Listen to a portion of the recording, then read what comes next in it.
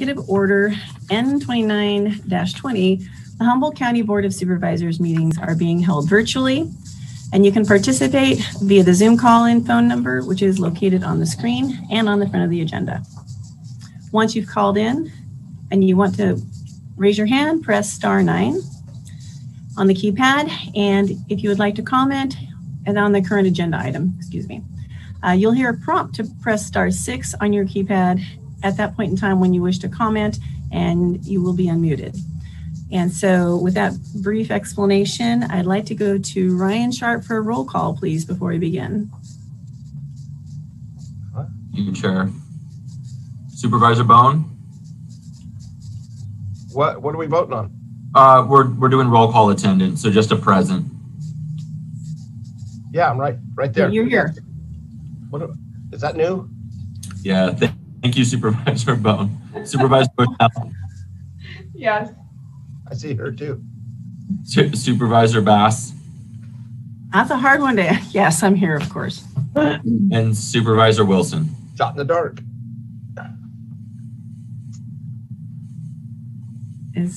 Supervisor Wilson? Yeah, I'm here. I'm on Thank the you. iPad for a little while until I can get the computer up and running. So Okay.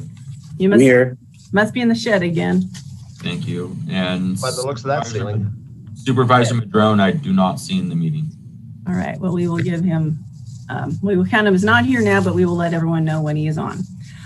All right, so with that, we'll move on to the flag salute, and please join me in the pledge or saluting the flag, and thank you, Supervisor Bohn. I pledge allegiance to the flag of the United States of America and to the republic for which it stands, one nation, under God, indivisible, with liberty and justice for all. All right, thank you. Thank you again. All right, so before we get into the meat of this meeting, I'll do the usual explanation of how we do this by Zoom. Okay. So for those of you, as we mentioned before, that want to call in to make a comment, please do raise your hand by pressing *9 at the beginning of your item, and you'll find that on your keypad. And when your number is called, you're going to press *6 to unmute yourself, and then you'll have a chance to speak to the board. For those of you who this might be your first meeting, I tend to be fairly strict on the 3-minute rule because I think everyone should have the same amount of time to speak. So when it hits 2 minutes and 30 seconds, you will hear that sound, trigger finger. And that means you've got 30 seconds to wrap up your conversation. And after that time is run, you will be muted. So don't take it personally. It's that way for everybody. And I do know it's important for breaks to be provided, and we will definitely strive to do so. Hopefully this morning session will get over time for everyone to have a decent size break in the afternoon. So with that, I think we'll move on, and I'd like to ask our CAO if there's any modifications to the agenda. Good morning, Chair Bass. There are no modifications to the agenda this morning. Okay, thank you. Is there a motion to approve the consent calendar? I move that we approve the consent calendar. And is there a second? I'll second. All right, with that, we will move on to public comment. I would like to let people know that if they are interested in one of the proclamations that happens to be on here, this would be the time you want to speak. So with that, we do have a couple of folks in the queue. And our first one is coming from public number 0052 as the last 4 numbers. And press *6 to unmute.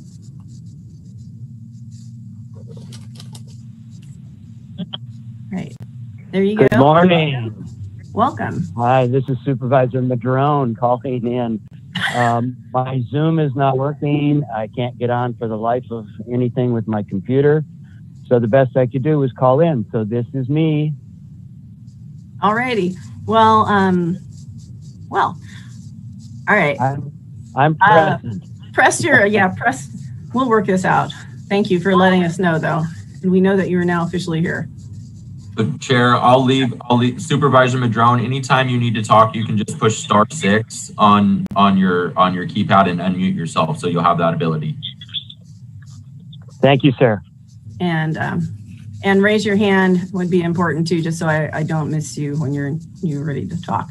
All right, so we'll move on to our other speaker for this item, and it's calling user number ending in 1. That's we've got more than one, but if that be you, welcome. Good morning, Madam Supervisor, Madam Chair, and ladies and gentlemen of the board, Madam CAO, County Council, and ladies and gentlemen of Humboldt County.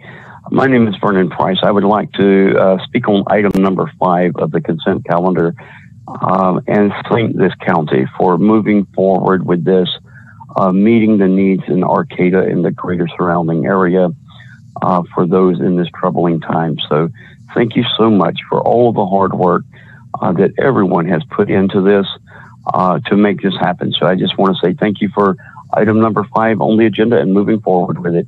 And thank you so much for allowing me to freely share this morning. Thank you. Thank you, Vernon.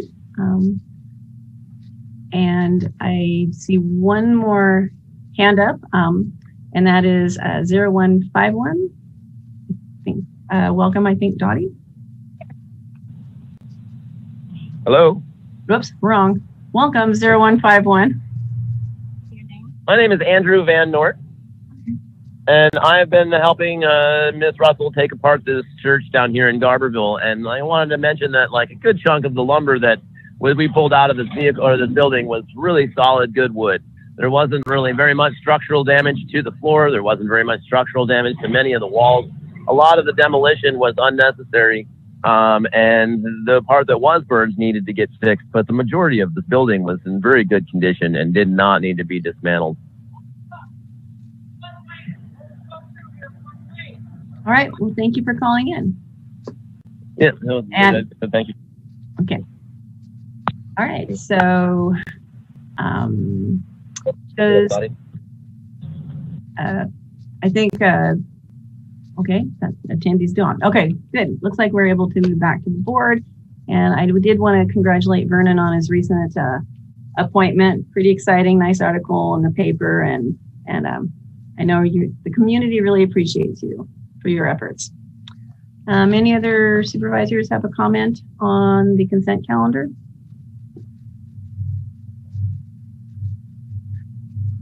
All right. Wait, there's one hand still up. Is that I believe that's just who spoke. Okay, I think you're right. All right. Okay, good. I don't want to miss Supervisor Madrone. All right. Ryan, roll call, please. Yes, and Supervisor Madrone, you'll need to press *6 on your keypad to unmute yourself.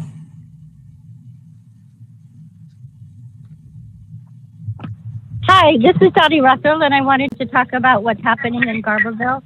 So there's a number of people here. So if we hit *9 again, it's because there are other people that want to speak.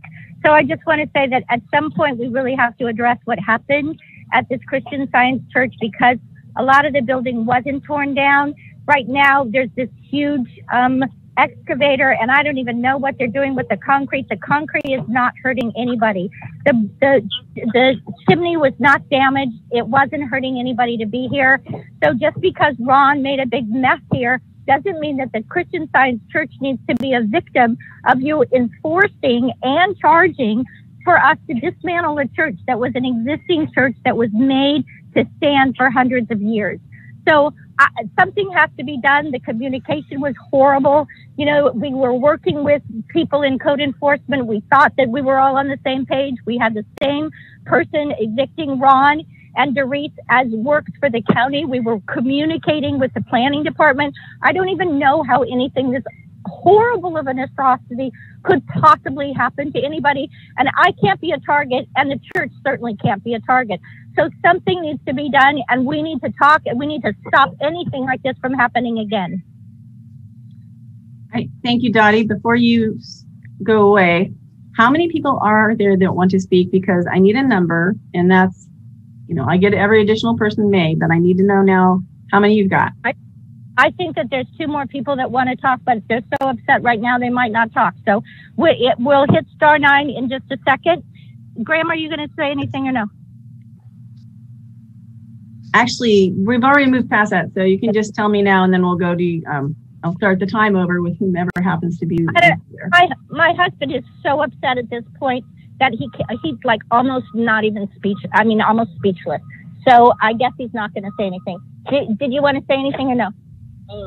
No big deal. It's okay. And Jeff, did you want to say anything? All the boards were good.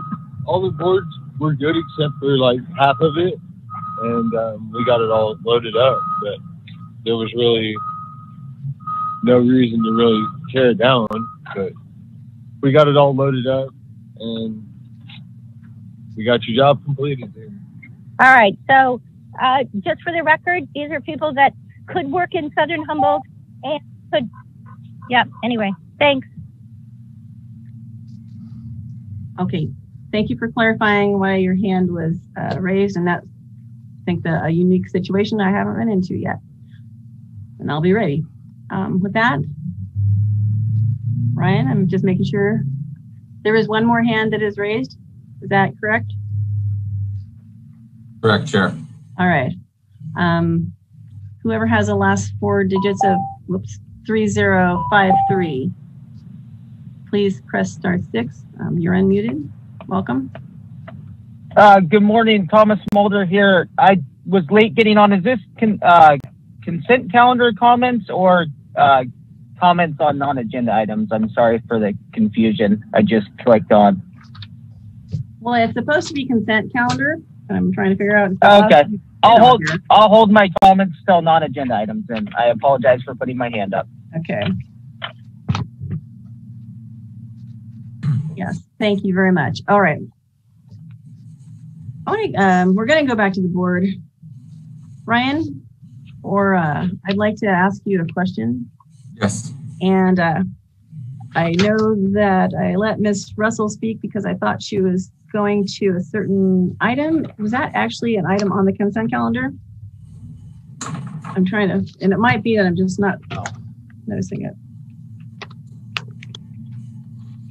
Oh, okay, it wasn't. I do apologize for that. I got kind of carried away, but I will count that now as the public comment in that case has been made for the next item. It was a pre-made comments. All right. Sorry, I didn't catch that sooner. Ryan, we're going to go for a roll call vote. Seriously this time, please. Thank you, Chair. Supervisor Madrone? Yes. Supervisor Bushnell? Yes. Supervisor Bohn? I'm here. Supervisor Yes. Wilson? I forgot what we're doing. And Supervisor Bass? Here, yes. Here, yes. Thank Supervisor you. Bohn, your Passes bad 5. influence. Passes 5-0. Thank you. All right. That was fun. So we will now move on to the next item, which is public comment on items that are not on the agenda. And obviously, we had one preview, and so that one I believe does not need to call in again, and I do appreciate their understanding. So let's go on, and I do know that we have, I believe, one person who is interested in public comment on non-agenda items. I think our last caller said he'd call back now. All right. I see no hands raised for this item of speaking on items not on the agenda.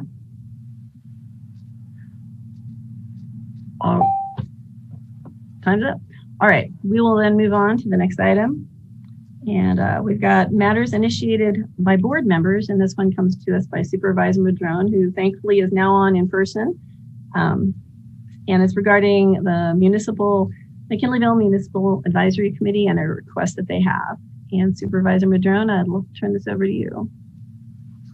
Thank you, Madam Chair. So this has been brought back. You know, we had an earlier discussion several months ago, and the board suggested that I bring this back during the budget sessions, and they've been kind of all over the map, but I think this is pretty timely. At any rate, basically, the MCMAC has been doing an incredible job ever since its inception, but in the last year and a half, they've really done a lot of heavy lifting with the town center ordinance and a lot of other issues that they're working with, entranceway projects, trails, you name it. And so they're requesting a little bit of additional support, not a lot. As you may remember in the board rules for the MCMAC, it states that the board will provide both financial and staff support, but it was never really identified exactly what that is. I will say that staff have been incredible in fitting this into their very busy work schedules and helping the MCMAC members be able to communicate, et cetera. But we need to up the ante a little bit to really make this work better. So we're asking for a slight increase in staff time and as well as possible financial resources to help with some of the other expenses that happen there. It's a very small request when you think about what the MCMAC does for the county. Here, basically the county is trying to run a city. And I'm sure that when the new census comes out, we'll see that McKinleyville is the second largest community in Humboldt County. But the point is that, it takes a lot to run a city, right? And so the MCMAC and the Community Service District really are the two arms in McKinleyville that help the county really manage the community in many ways. And so this is just a very minor request for an increase in some staff time and support. And I also wanted to point out that the McKinleyville Service District has also joined in and is providing up to $3,000 of support to the MCMAC via either staff support and or copies or meeting facilities, things like that. So what we're really asking for is both the county and the CSD to help support the MCMAC so they can continue to do their valuable work for the county and for the community. And I think it's laid out pretty clearly in the staff report, as well as the items that we're requesting some support for. So I'll leave that as the introduction. Thank you.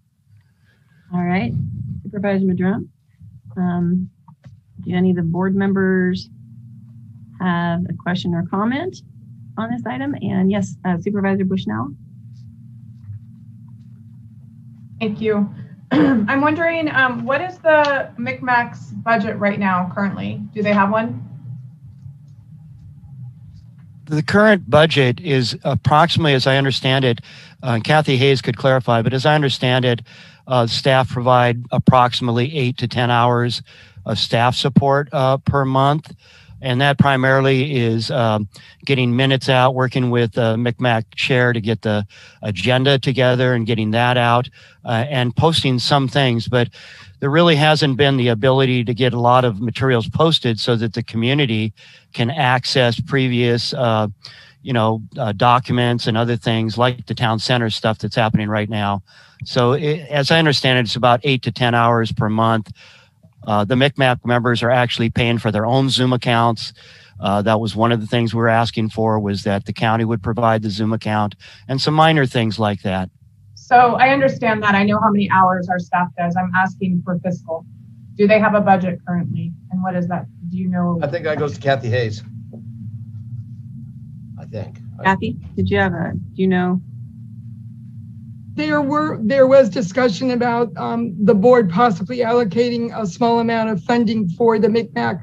Currently, from a budgetary perspective, what's being provided is staff support in the form of about 10 to 15 hours a month in posting of agendas and making sure that documents are ADA compliant so that we can post them to the county website.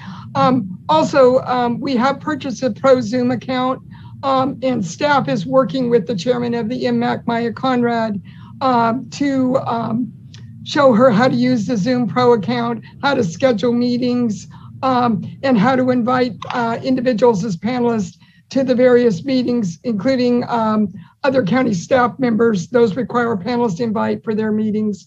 We are currently doing all of those things.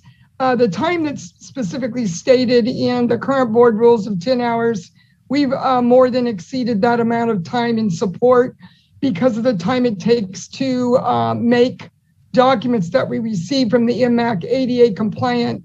Otherwise, we can't post them to the county website. We also have worked and are working with Maya Conrad to help her and her board members set up individual Gmail accounts for each of their members. And that's being done versus individual county email accounts, obviously, because MCMAC members are advisory body. They are not county employees. And there are security issues associated with them having a county email account. So most of what is listed here, other than the $2,500 requested expenses being provided already, and then some as far as staff support goes. And obviously that's your board's decision on whether or not you choose to allocate additional monies for the work that the MAC is doing. Thank you, Kathy. So the email account for each MCMAC or member, they already have, what are they asking there? Do you know, Supervisor Madrone? Because if it's not a county email, then it would be a private email. They would need to create that themselves, I would guess.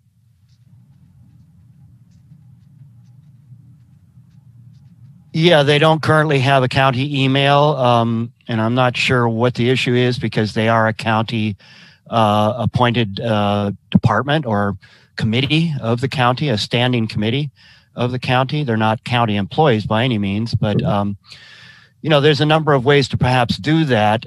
We're simply trying to set up some email accounts that are separate from MCMAC members' personal email accounts for obvious reasons. So we had thought that it might be a simple thing to have those set up with the county. If that's not so simple, perhaps what we can do is just have everybody set up an individual Gmail account for the MCMAC, and that might be the easiest way to accomplish that. So I appreciate that that question. So Kathy, they are doing the video conferencing account. You guys are getting that set up currently? Yes, Brooke Eberhardt, a staff person in our office, is working with Maya Conrad. We have purchased a Zoom Pro account, and she's working with Maya to educate her on how to set up the MAC meetings. And the reason we've set it up that way is because chairmanship changes on the MAC, board members change periodically on the MAC, and it allows more flexibility for transferring that Zoom Pro account to whoever the next chair might be. And it just requires a minimal amount of training to show them how to use the Zoom Pro, how to schedule meetings, and how to invite panelists. So we are currently working with her on that. Okay, and then my last question is a county maintained webpage as a portal. Do they have a webpage currently? And that also is expensive to create a webpage. So I'm wondering. They do have a web page, which is where we upload their agendas and minutes to, and any of the documents that they've requested be uploaded that we can make ADA compliant. We have let them know that if the documents, some of their documents may have graphs and various things that we are not able to make ADA compliant. Those documents we can't upload to the website because of ADA compliant requirements. But for the most part, we are trying to make everything that they send us ADA compliant so that it can be uploaded to the website. So then what is the ask with the county maintained webpage if they already have one? Supervisor Madrone, do you know? Well, I think one of the biggest issues is that the way it's currently set up on the county's web page or website is very difficult for the public to find it. You can't just simply go to the search bar and put in MCMAC or McKinleyville Advisory Committee and find it. Even trying to go through the process of pulling up county committees and stuff, it's very arduous and very cumbersome to try and actually get to the information. So what we're getting is a lot of feedback from the community in McKinleyville asking for better transparency and for however the website is developed to make it so that it is user-friendly and so that it is readily accessible to the public to be able to access and get to. Right now, that's just not the case. I myself have a difficult time when I'm trying to go to it and find it. It's not a straightforward process, and I'm not sure what that's all about, but I think that some things could be done to make it so it's much more readily available to the public. So whatever those steps are, we're asking that we could work with IT to basically be able to make that more prominent and more accessible to the community, because people are not able to find it. Thank you. And my last question, I'm sorry to take up so much time, is if we are already exceeding the 10 hours per month that that for staff time, do you have an estimate, Supervisor Madrone, have they told you what it would be like? And also with that question, Kathy, do you guys feel you have the time to do more than if you're already exceeding the 10 hours? How do you feel about additional? Well, I mean, obviously, it does put a burden on staff. There are 4 people in our department, and we support the work of 5 board members, as well as the entire clerk of the board function. So we always want to be as accommodating as we possibly can. If we're talking about adding an additional 15 to 20 hours a month, that would be a problem for us. We just don't have the time. The other piece of this is we have 44 other boards and commissions that are advisory bodies that would be requesting the same level of support as the MMAC. And so that would create a huge problem for us if we add additional time to specific boards that require it and not add that time to the others in support of the work that they're doing. So we are doing over the 10 hours currently. I would hope that we wouldn't add much more to that, or we end up having to put things on the back burner that are more of a priority for us. And we certainly don't want to have to do that. So to help clarify and answer your question, Supervisor Bushnell, she had asked me a question too. So at any rate, you know, when we last talked several months ago, it was estimated that there was approximately 8 hours or so of staff time happening. I think what's happening is that in the passage of time over the last several months, Kathy and her staff have really stepped up, you know, helping Maya Conrad, the chair, and the MCMAC, as she said, you know, getting the Zoom accounts ready, with Brooke helping with that, with getting things posted, getting things ADA compliant. So if we have gone to 10 to 15 hours per month, we're there. I think that's basically staff have already been responsive. And my request here is a little bit out of sync. I apologize for that. And I want to thank staff for what they've been doing to help the MCMAC. So I don't think we're asking for anything more staff-wise than what Kathy has just explained to you in detail is currently happening. So that's a little bit of a disconnect on my end. I apologize for that. I had old information and now that's brought up to date. So really, I think what we're looking at is trying to get the web presence a little more accessible, a little more available. The budget request for up to $2,500, which is a very small request. And we'll go ahead and work with Gmail accounts. And I think the rest of this is pretty much taken care of. And I, again, want to thank staff for all their great work on this. All right, I want to go to Supervisor Wilson and then Bohn. Thank you, Supervisor Madrone. If you're done, sorry. Thank you. Thank you for answering my questions. All right, Supervisor Wilson, your hand had been up first, and then Supervisor Bohn. Thank you. So with regards to the emails, I mean, Supervisor Madrone said, you know, for obvious reasons. For a lot of people, it's not obvious reasons why we have separate emails and why we might have even county emails. It's really so that if there are public records requests, that it's just easier for staff to grab all of those and provide those to the public if there's made a request. Whereas if people are doing stuff on their private emails, it just becomes, you know, that much more cumbersome. So anything we can do, and I don't know what the protocol is for these committees and whether or not we allow county emails and what that would be, but I'm not adverse to having county emails for committees if it's okay. I mean, just I would want to make sure that that Jefferson reviewed that and Amy says that's fine. And if not, then I think separate Gmail accounts and assistance with that is okay. I don't mind the $2,500. That I think that's not unreasonable. And as long as we really see ourselves as partners with the CSD, with the Community Services District, I think that's pretty important.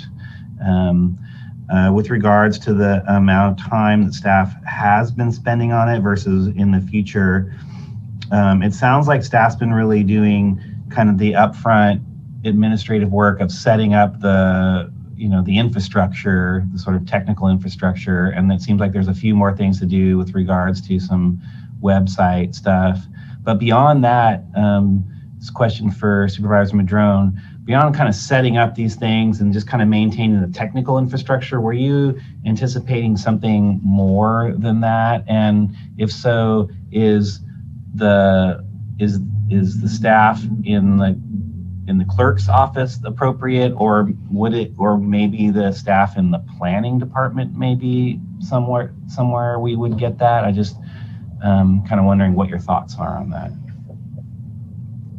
Yeah, well, I think, as I said, I think staff are doing a fantastic job. And as Kathy has pointed out in great detail, they have really increased their hours of support to MCMAC over the last, 6 months or so.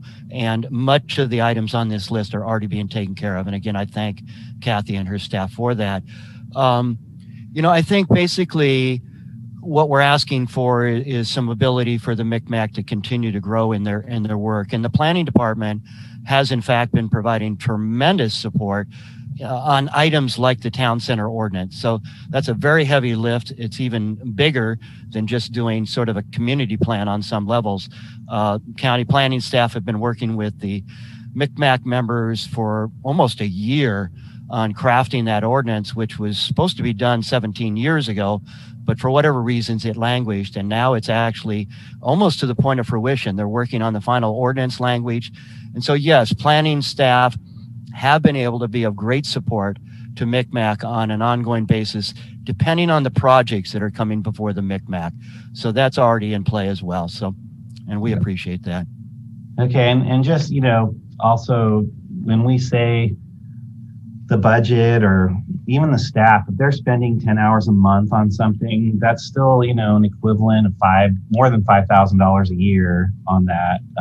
So I just want to, point out that, combine that with the planning staff, I'd say the county does put some resources into this if you, monetize the staff time being put into it. So, I'm in favor of this moving forward, especially if the intention currently is just really giving this an expense account of $2,500. And with that, I'm going to end my discussion on this. Supervisor Bohn and Supervisor Bushnell. Was that a motion, Wilson? I'll wait for public comment. All right, because I'm sorry, this morning when I saw this, and you guys know I'm pretty computer illiterate. Yeah, right. I just put MCMAC website and it popped right up on my iPhone, whatever this old thing is this morning. So, and I got agendas, I got websites, I got everything I needed to get. And I know I follow the MCMAC meetings because back when it got started, and I know staff spends quite a bit of time on it. But, and you're right, they're doing yeoman's work, but it's advisory, just like a lot of our other commissions that come to us. Yeah, I don't think they need county emails because I think the integrity, then you have other people calling our IT department that we can't, that is overwhelmed anyway, saying, hey, my email doesn't work. What's going on? I think Gmail, I've got a Gmail account and it works just dandy. And so I would, the MCSD is such a major part of this because this probably helps MCSD as much as as anybody as they do. And I know that most of the meetings there's somebody from planning and building at the meetings, or a lot of the meetings they have planning and building. John Ford, a lot of people show up. Those are all expenses because those are times that we're not permitting houses and subdivisions and affordable housing. So I would give them a little bit more money, knowing that now we're opening the door for 44 other commissions. And I appreciate you waiting. Well, I guess it's not exactly budget time to bring this back because this has come up.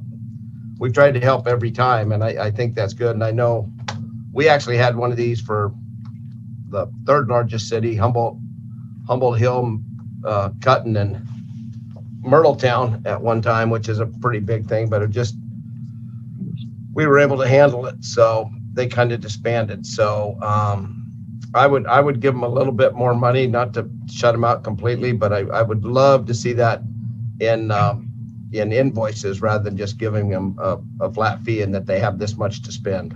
So. Great. Supervisor Bushnell.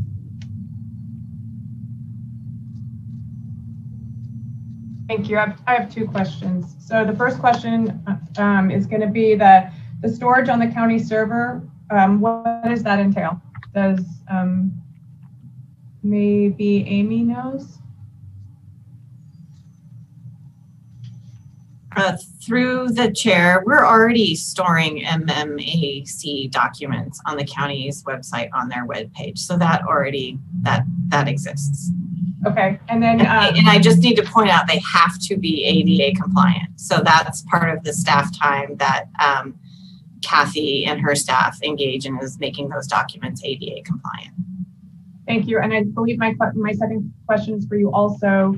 In the letter from Maya, it says that they're requesting up to $3,000, but the annual budget expense up to $2,500. So which would it be? Is that discretionary to our board right now? That, through the chair, that would be discretionary to your board. And just as a point of clarification, we intended to bring this item back to your board during the first quarter budget report, but as your board knows, we do not have year-end numbers for fiscal year 19-20, and so we were unable to complete that budget report. And since this is such a small dollar value, we could complete the supplemental budget in a future meeting if your board directs us to do that. Okay, thank you. And so I have a couple questions. And first off, I do want to say I really appreciate Maya and the rest of the team. They really have been doing a lot, and in the middle of having their full-time jobs as well. So, but the questions I had, well, one is, you know, we heard about the webpage, and I'm hearing Supervisor Bohn had an easier time. And so perhaps, I mean, if we can, you know, I don't mind seeing, you know, IT has a way to facilitate it being easier, but I'd rather know a little more about that, because even Supervisor Bohn mentioned he's not, like, doesn't do a lot on computer searching. Oh, yeah, excuse, I will stop my questioning for a second. CIO Nielsen, did you want to say something? Yes, okay. Chair Bass. I just went to the county's website and searched MMAC and Municipal Advisory, McKinleyville Municipal Advisory Committee, and then the webpage link is right there. So I can talk to IT about making it more visible. However, it is through the search function very visible. All right. Okay. Thank you for clearing that up. And then, so with that, my other comment would be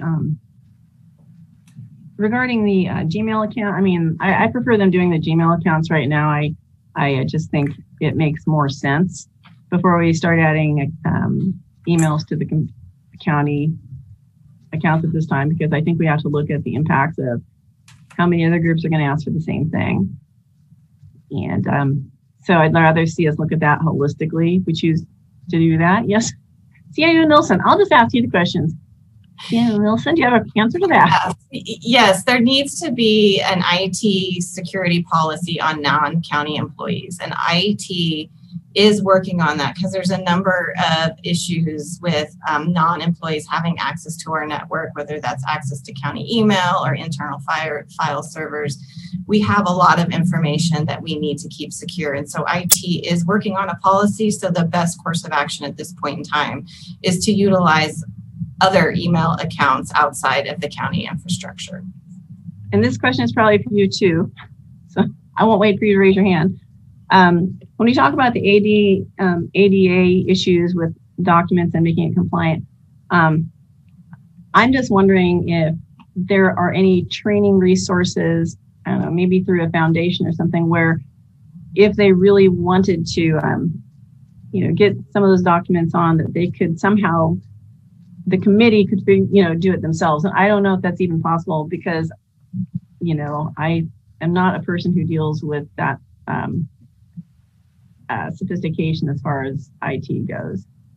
So, yes, Chair Bass, that is something that we can train those preparing agendas and documents outside of the county on. So we could take a little bit of time to make that instruction available.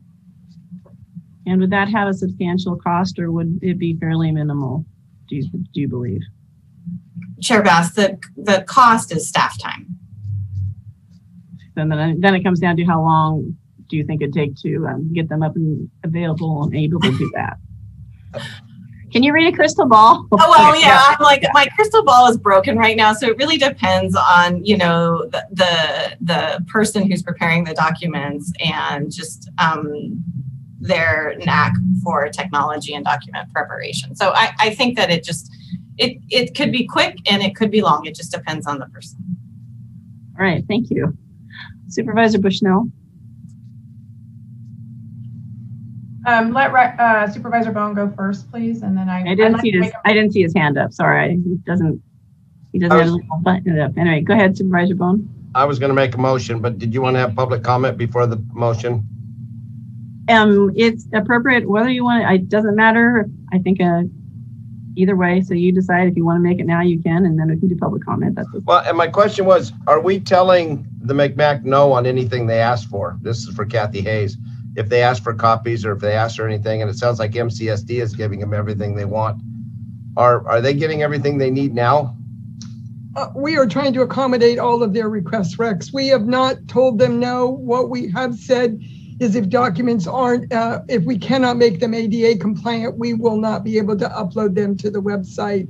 But we are trying to accommodate all of their requests at the present time. So I'm trying to figure out, just get my wrap, because you're right. I mean, Supervisor Madrone has said it's slight, little, very little, small, just a tiny bit in everything, but it's still 2,500 here, 2,500 there. Pretty soon you got $5,000. So what I'm trying to figure out is, what are we spending now on do we provide materials now? And it just seems like $2,500 worth of paper, or I'm trying to figure out where the money is going to go and what MCSD is going to do with their money. MCSD sounds like they're applying their money towards staff time. We're not doing that. So our $2,500 would go towards materials and then staff time.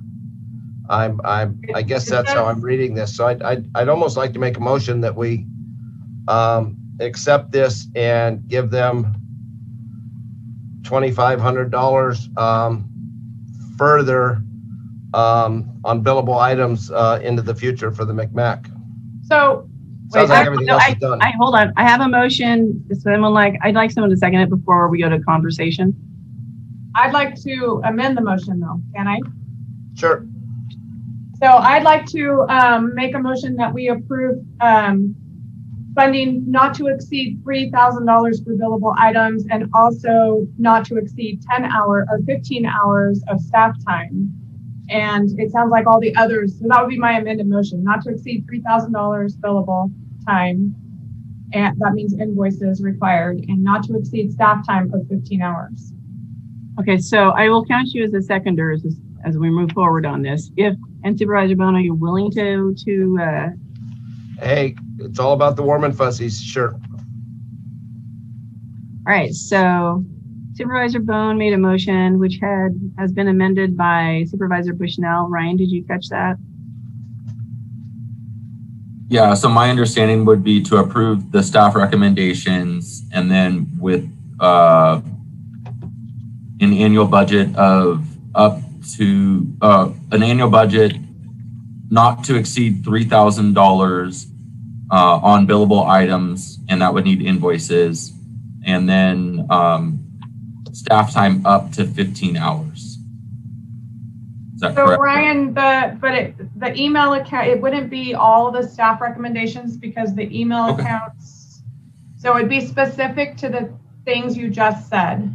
Sure. So then it would just be an annual budget for the MMAC expenses not to exceed $3,000 on billable items, and county administrative staff time up to 15 hours per month. Yes. That's what I got. Thank you.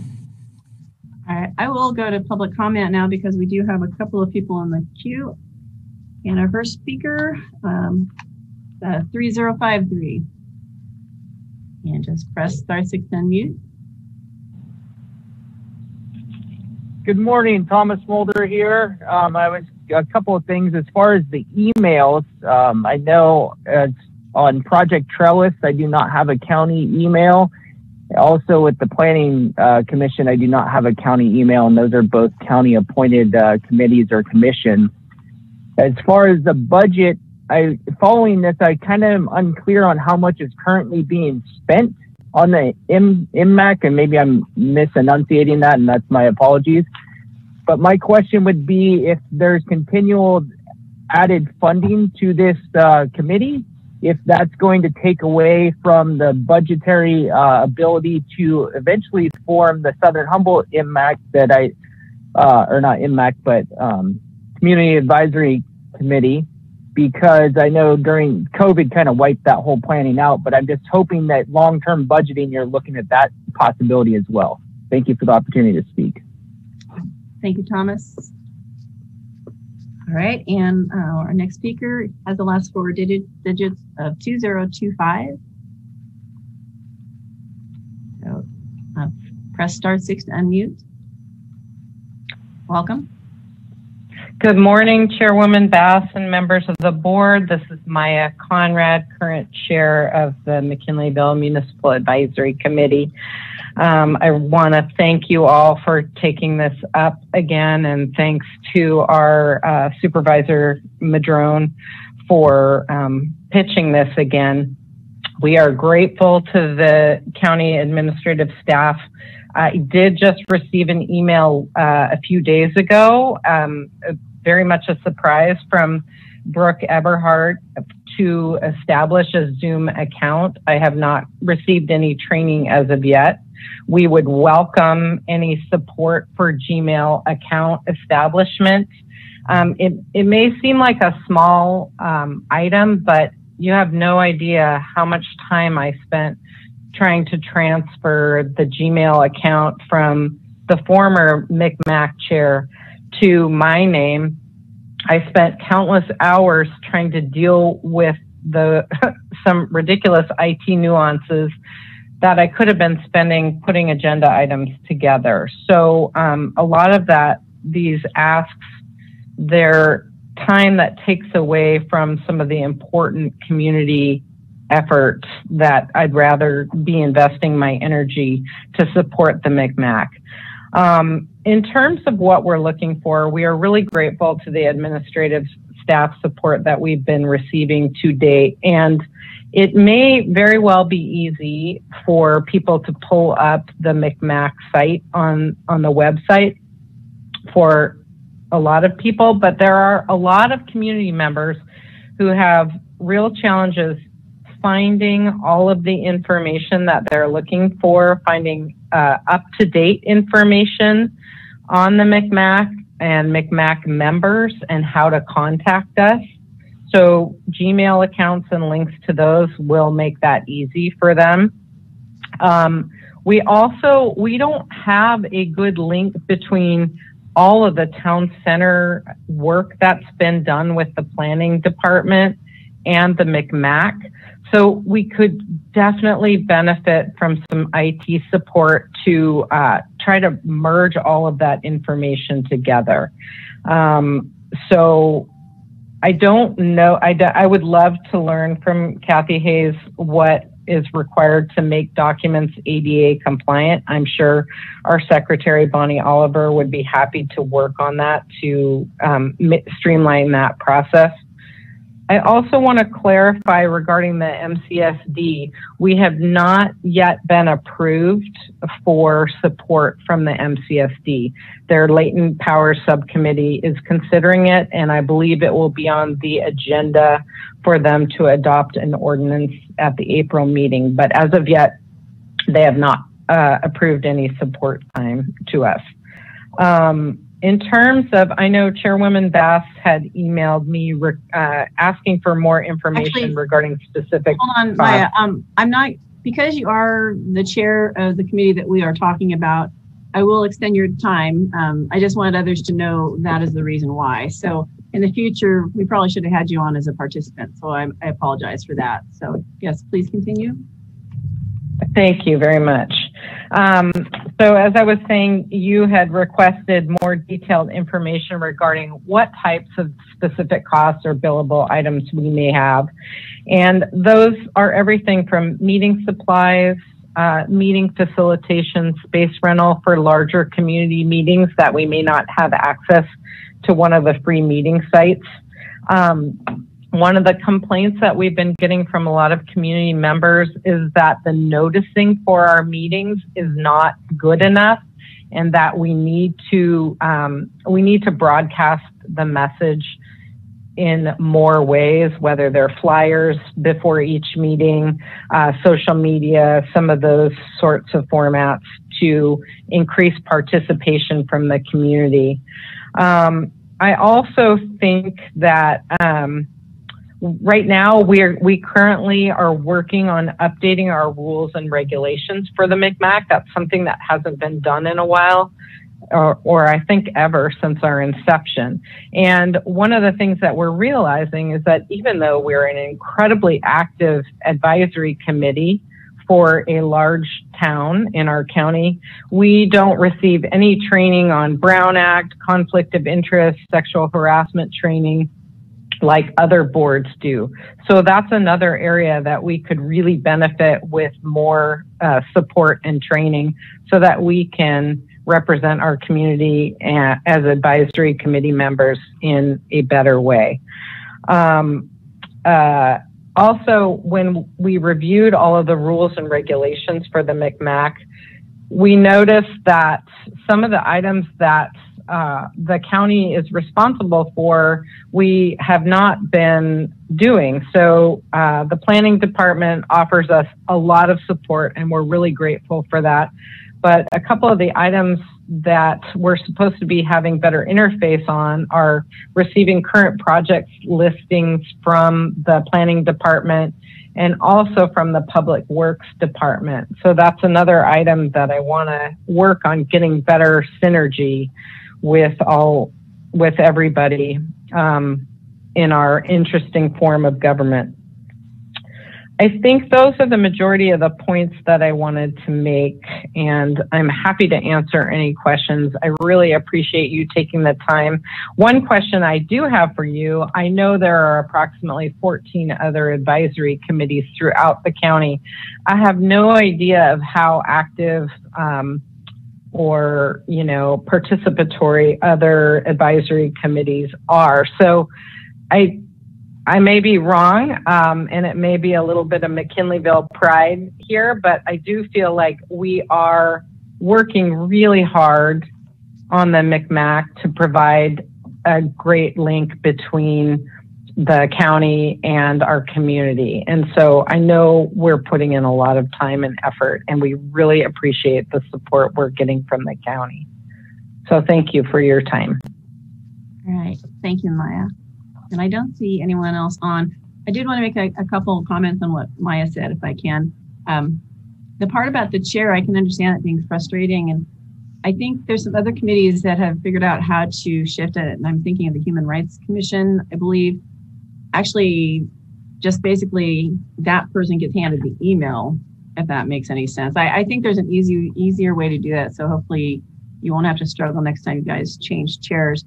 And then versus training on all of those things you mentioned, it's like, I think our staffs, or not our staffs, I think our committees should have the training. They should have Brown Act training. I think in the past they have, and I think with COVID, maybe that's kind of dropped. So I certainly would like some information from staff on what we are providing and what we need to do. And I see the attorney on there. So Jefferson, do you want to comment on that? Thank you, Chair. The MCMAC last got Brown Act training in May of 2019, so it has been a little while. I can arrange for someone to give them another Brown Act training and a general training on sort of running meetings. We did that in the past, and we can do that again. I can coordinate that. Okay, thank you very much. Any board members have a comment at this time? Supervisor Wilson? Yeah, I'm supportive of the motion and the second, and yeah, I think that the McMack is just doing it really in the last 6 months have really accelerated the productivity in terms of getting towards a plan that the community is kind of getting around. And I'm really excited about the documents or the plans that I've seen in the press lately about that. And so I'm just encouraged, and I'm supportive of moving forward. Thanks. All right, and I see Supervisor Bohn, you came on. I don't know if you had a comment, and then Supervisor Madrone. No, the McMack has done good since it was incepted 5-6 years ago. I mean, they've really stepped up. I've talked to some of the members that have been on there for a while, and I actually talked to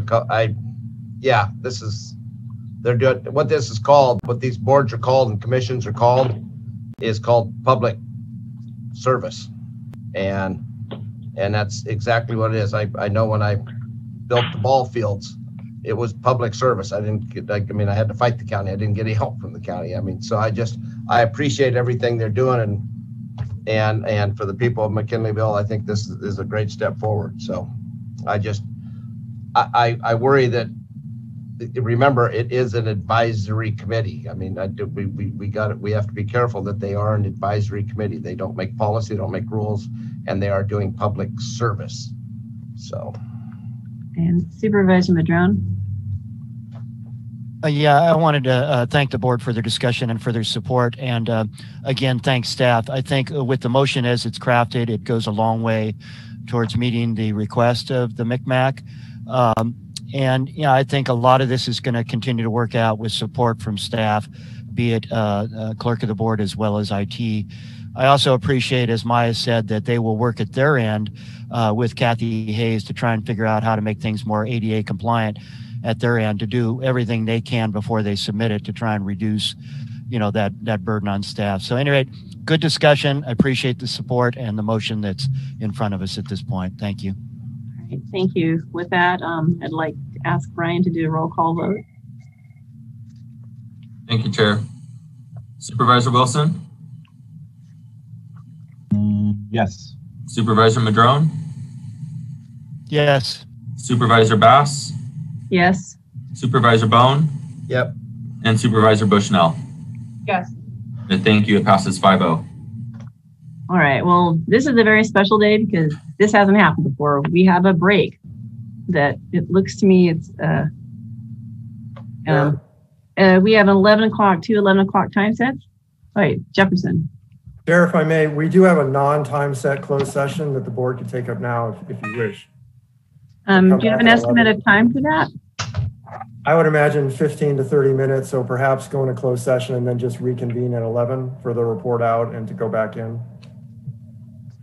That sound all right with everyone else? I mean, that's fine. Supervisor Bohn? Well, I know we did this last week while everybody was still here. I'd like to talk about who we're closing in memory of today. Okay. And my good friend, and a lot of yours good friend, and probably an expert on everything, and he literally is an expert on everything, Denver Nelson, has passed. And I just, Denver was my planning commission member when I got on the board, and we worked out where he wasn't no longer my planning commission. And 2 weeks later, we went to Sacramento on a water board hearing. So we used to take a few road trips together. He always had insight for me. He was always good because he was a docent up at the National Park, I think on Wednesdays or Thursdays, because he'd always call me early in the morning on Wednesdays and Thursdays when he drove by the courthouse and saw my pickup. So always words of wisdom, a man, a true Renaissance man. Flew model helicopters, raced boats on the Klamath and the Trinity. Got along with everybody on the river, great friends with Garth and Linda Sunbury. He was great friends with a lot of people. I talked to a couple of his neighbors last night, and I called one of them because I was truly sad. I'm going to miss Denver and Judy and his daughter Christine, who has the dairy in Ferndale. He leaves a legacy and just an all-around good guy. And I just I'd like to say more, but I miss Denver already.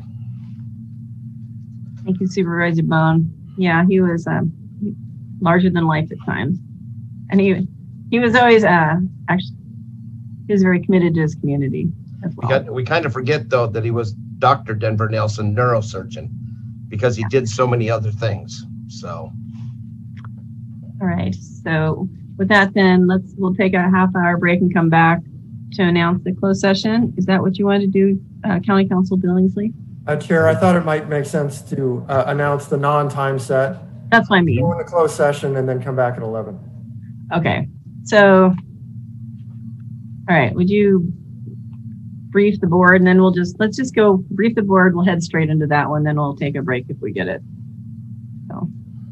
Thank you, Chair. It's the intention of the board to meet in closed session pursuant to Government Code 54956.9 D1 to discuss existing litigation in the case of County of Humboldt versus Purdue Pharma et al., case number 118 CV 04375.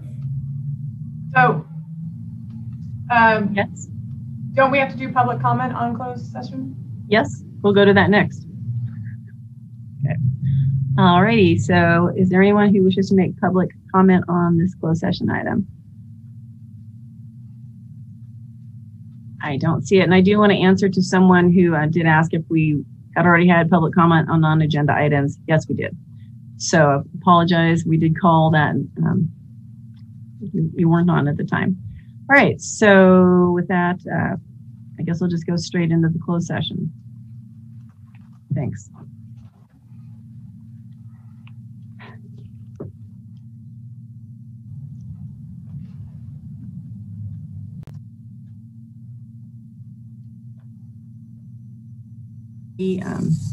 I will first ask our county counsel if he has a report out of closed session.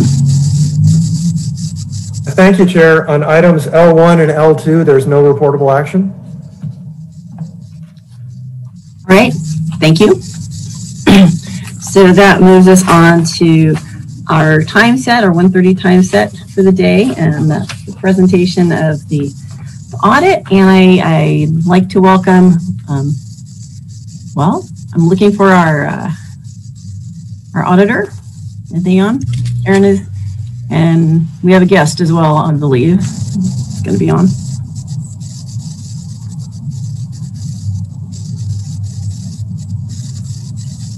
Okay.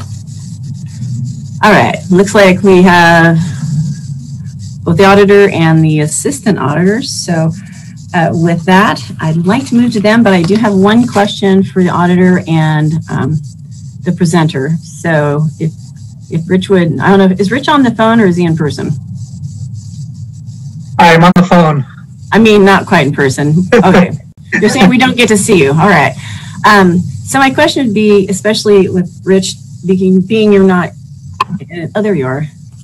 Okay. Stay there. But you know, this presentation is, you know, there's a lot of information and material, and I know our board, sometimes we ask questions in the middle of presentation or at the end, and I just ask what you'd prefer, you know, because I was just going to say do it all at the end of your presentation, but if you'd rather have it during, I just need you to let me know so I can do it how you want.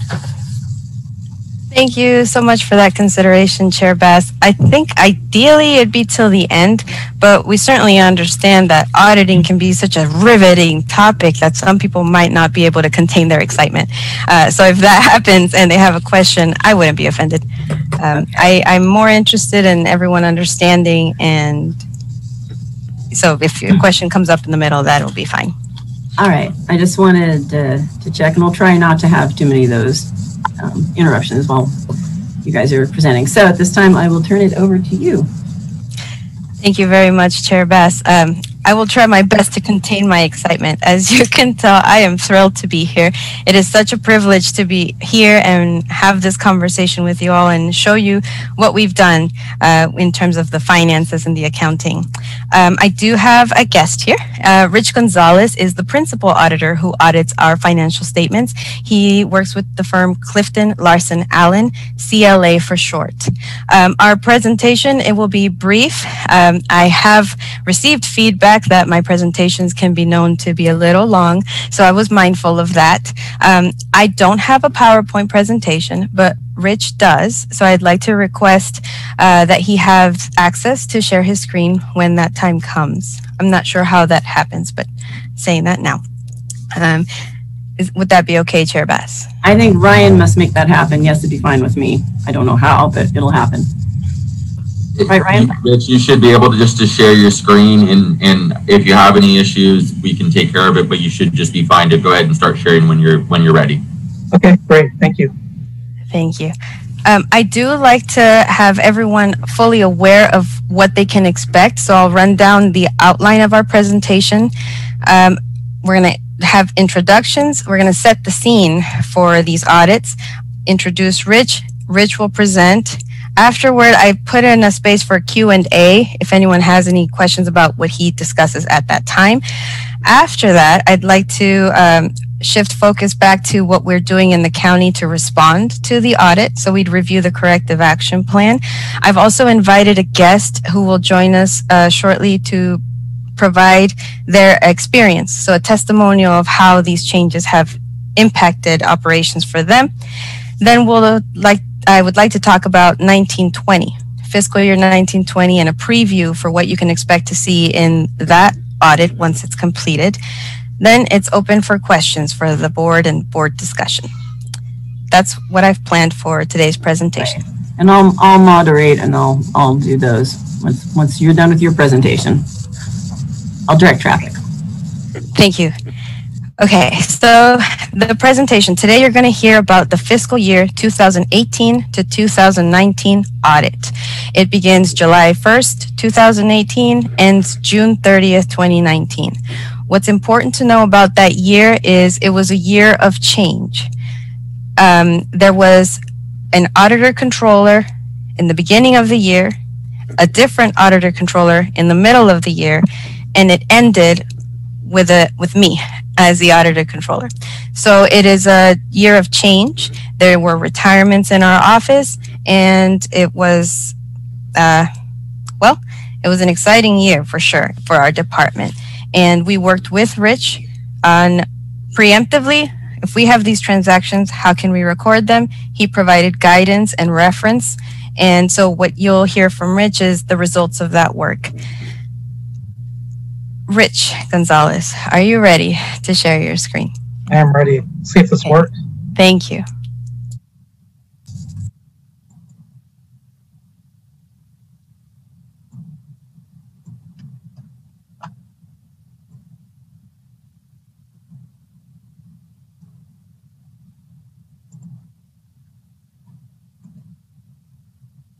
Okay, can you see my screen?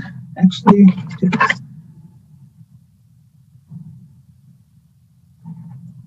is there any way you can make the words a little bit bigger in my eyes? Yeah, let me try this one more time here. Sorry, it's unfortunate. It's not like I like to ask anymore, but I know better. How's this? Can you see my screen? Yes, that's what I can. Thanks.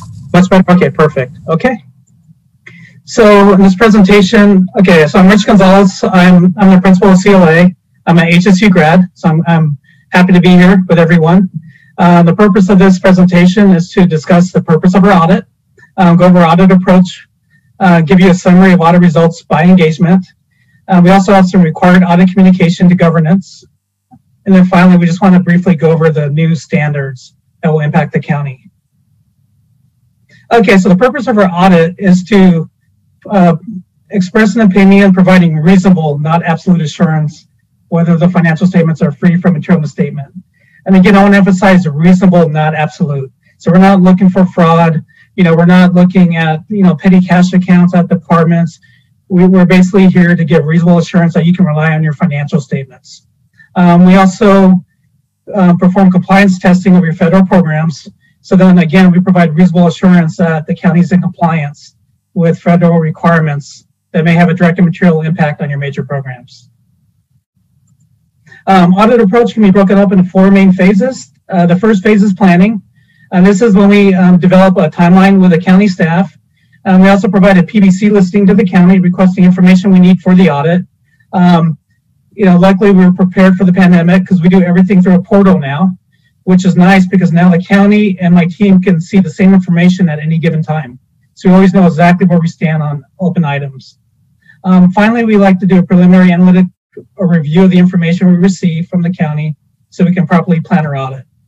The next phase is we do a systems evaluation. So this is when we do an understanding of controls, and we also test on those controls. And then we design audit programs based on risk. So we do not use a tailored can audit approach. We design our audit programs to, based on the risk of the county. And the whole point is to look for where we think there's material misstatements in the financial statements. The third phase is our field work. So this is when we actually perform the testing of significant accounts. And then finally, we execute our audit plan, based on our initial risk assessment. And then finally, we have the review of the deliverables, including the findings and the financial statements. And then we communicate any findings with management and to the board. So a summary of audit results by engagement. So we had 3 deliverables. One was the financial statements, and then we had the single audit along with the passenger facility charges, which is a small report. On the financial statements, you'll be happy to know we did issue a modified opinion on everything, except for the discretely presented component, which is the Fortuna Fire District.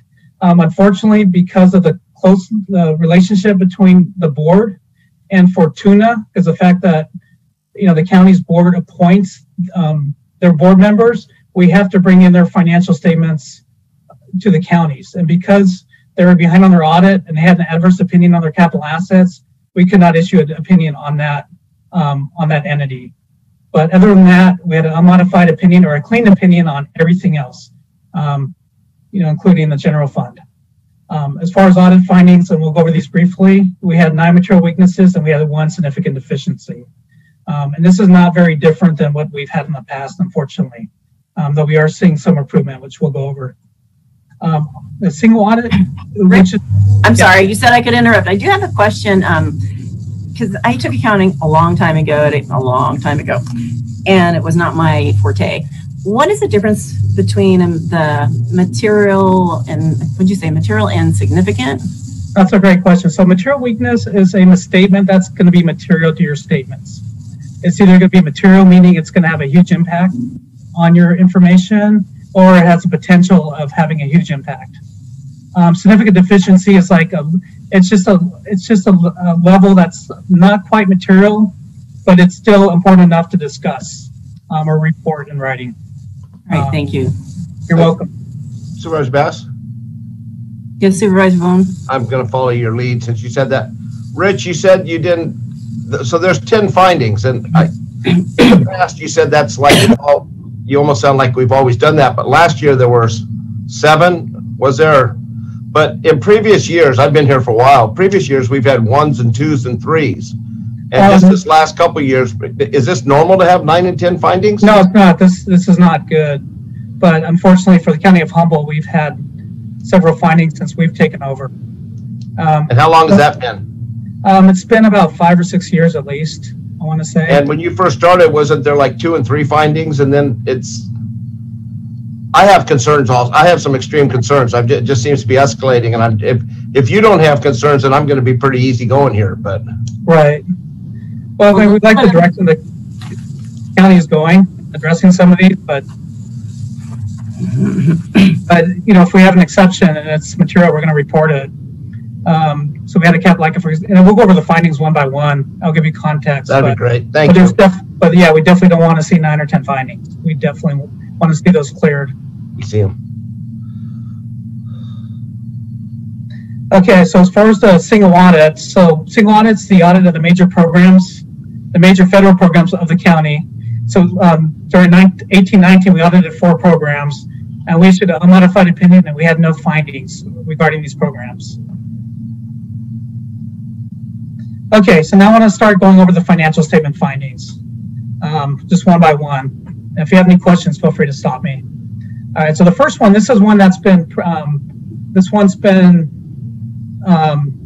rolling forward year after year. And it's getting better because there used to be a lot more accounts listed here. But during our audit, we noted there was a lot of significant balances that had not been reconciled at year end. And I listed some of them for this year, including the PARS account. Then there's an unavailable revenue, some long-term liabilities such as comp absences, and then some, and then the transfers has always been a big issue. The one thing we have seen improve, which is great, is capital assets used to be part of this list, and that's now resolved. So that's been pretty good for the most part. But we definitely want to see some improvement in this area, where the county, when they close their books, that they reconcile all these significant accounts in their system, that they have support for every account balance, whether it's receivables, payables, long-term debt, capital assets, transfers, due tos, due froms. And a couple of recommendations is one is to perform those reconciliations, have somebody assigned to do those. Another one is develop a formal year-end closing schedule. So assign somebody to each task. That way it just throws forward year after year and it's done. And then finally modify the chart of account. I think part of the issue, and this is very specific to transfers, very complex, but there's a lot of work involved doing something that's pretty. A good example of transfers. Usually when a county sets up a transfer from a general fund or special revenue fund to a debt service fund, they use one account. Transfer out to transfer in. And then you're only reconciling those transfers. For some reason, Humboldt County has 9 or 10 transfers or 10 different objects doing the same thing. So when you're doing a reconciliation, you're having to reconcile several accounts, and it really should just be transfer in and transfer out. All right, the second finding, this has been a big issue for as long as I can remember, even before we started the audit. Trust funds. I think there's way too many trust funds, and it's not wrong to have trust funds, but it creates a lot of complexity. And if the county is going to choose to have all these trust funds where they're using them as clearing funds for the most part, there needs to be accounting for them at year end. So you're not doubling up on the revenues and expenses. A couple of things we found that were a little concerning is we noticed some payments made directly out of the trust funds. There was support for those items, and there was nothing, they weren't fraudulent or anything like that, but just the fact that someone could just do a wire transfer out of a trust fund that does have an appropriation, that makes us very nervous. So we just think that if there's going to be trust funds, there has to be better accounting for them. And then our recommendation is, again, analyze each fund. If you don't need it, if it's just acting as a clearing, if there's no statutory requirement to have it, get rid of it. It's just creating extra work. You have to do more journal entries, you're having to do more reconciliations. It just makes preparing your statements a nightmare. Okay, the third finding, we kind of talked about this early on. This is the Fortuna Fire Protection District. Because they roll up in your financials, we have that adverse opinion.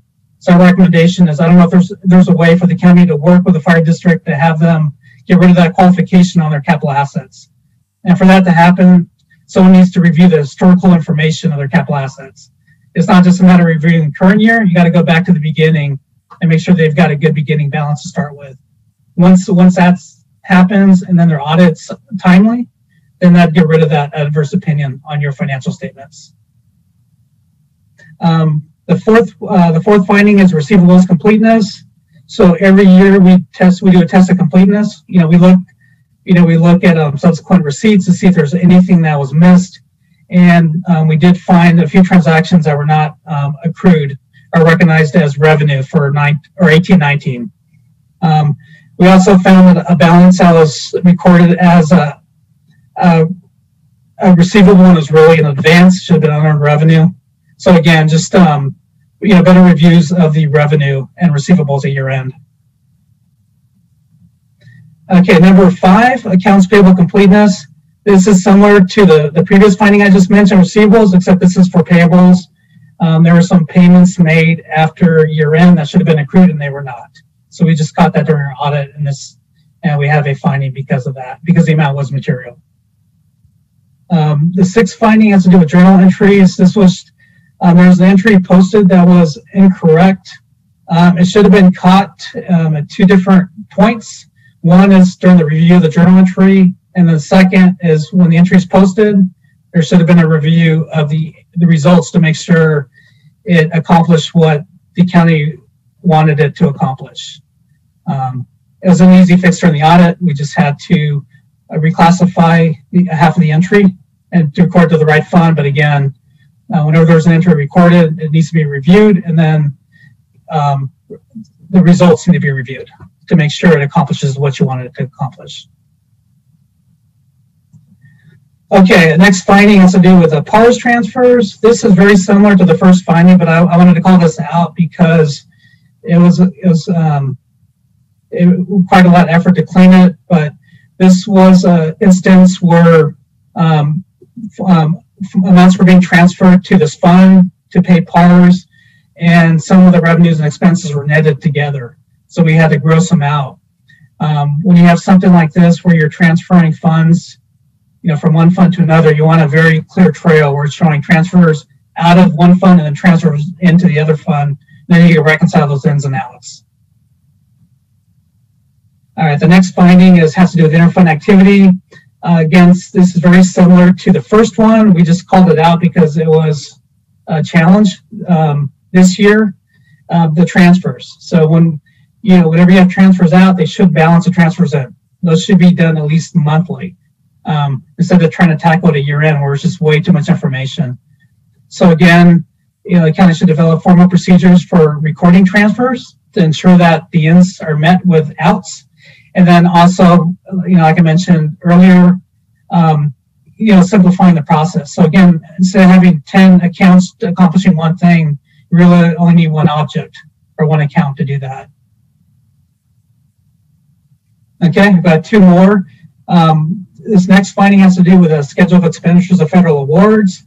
And my understanding is when the county compiles the CFA, they send requests, the auditor controller sends requests out to all the different departments. And it looks like one of the departments did not submit their expenditures for one of their programs. It ended up being material. It's $3.4 million.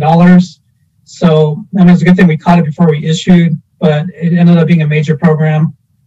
So we just have to, again, just make sure that departments are submitting their information timely to the auditor's office, and then that the auditor's office has checks and balances to ensure that their CFA is complete before they submit it to us for review.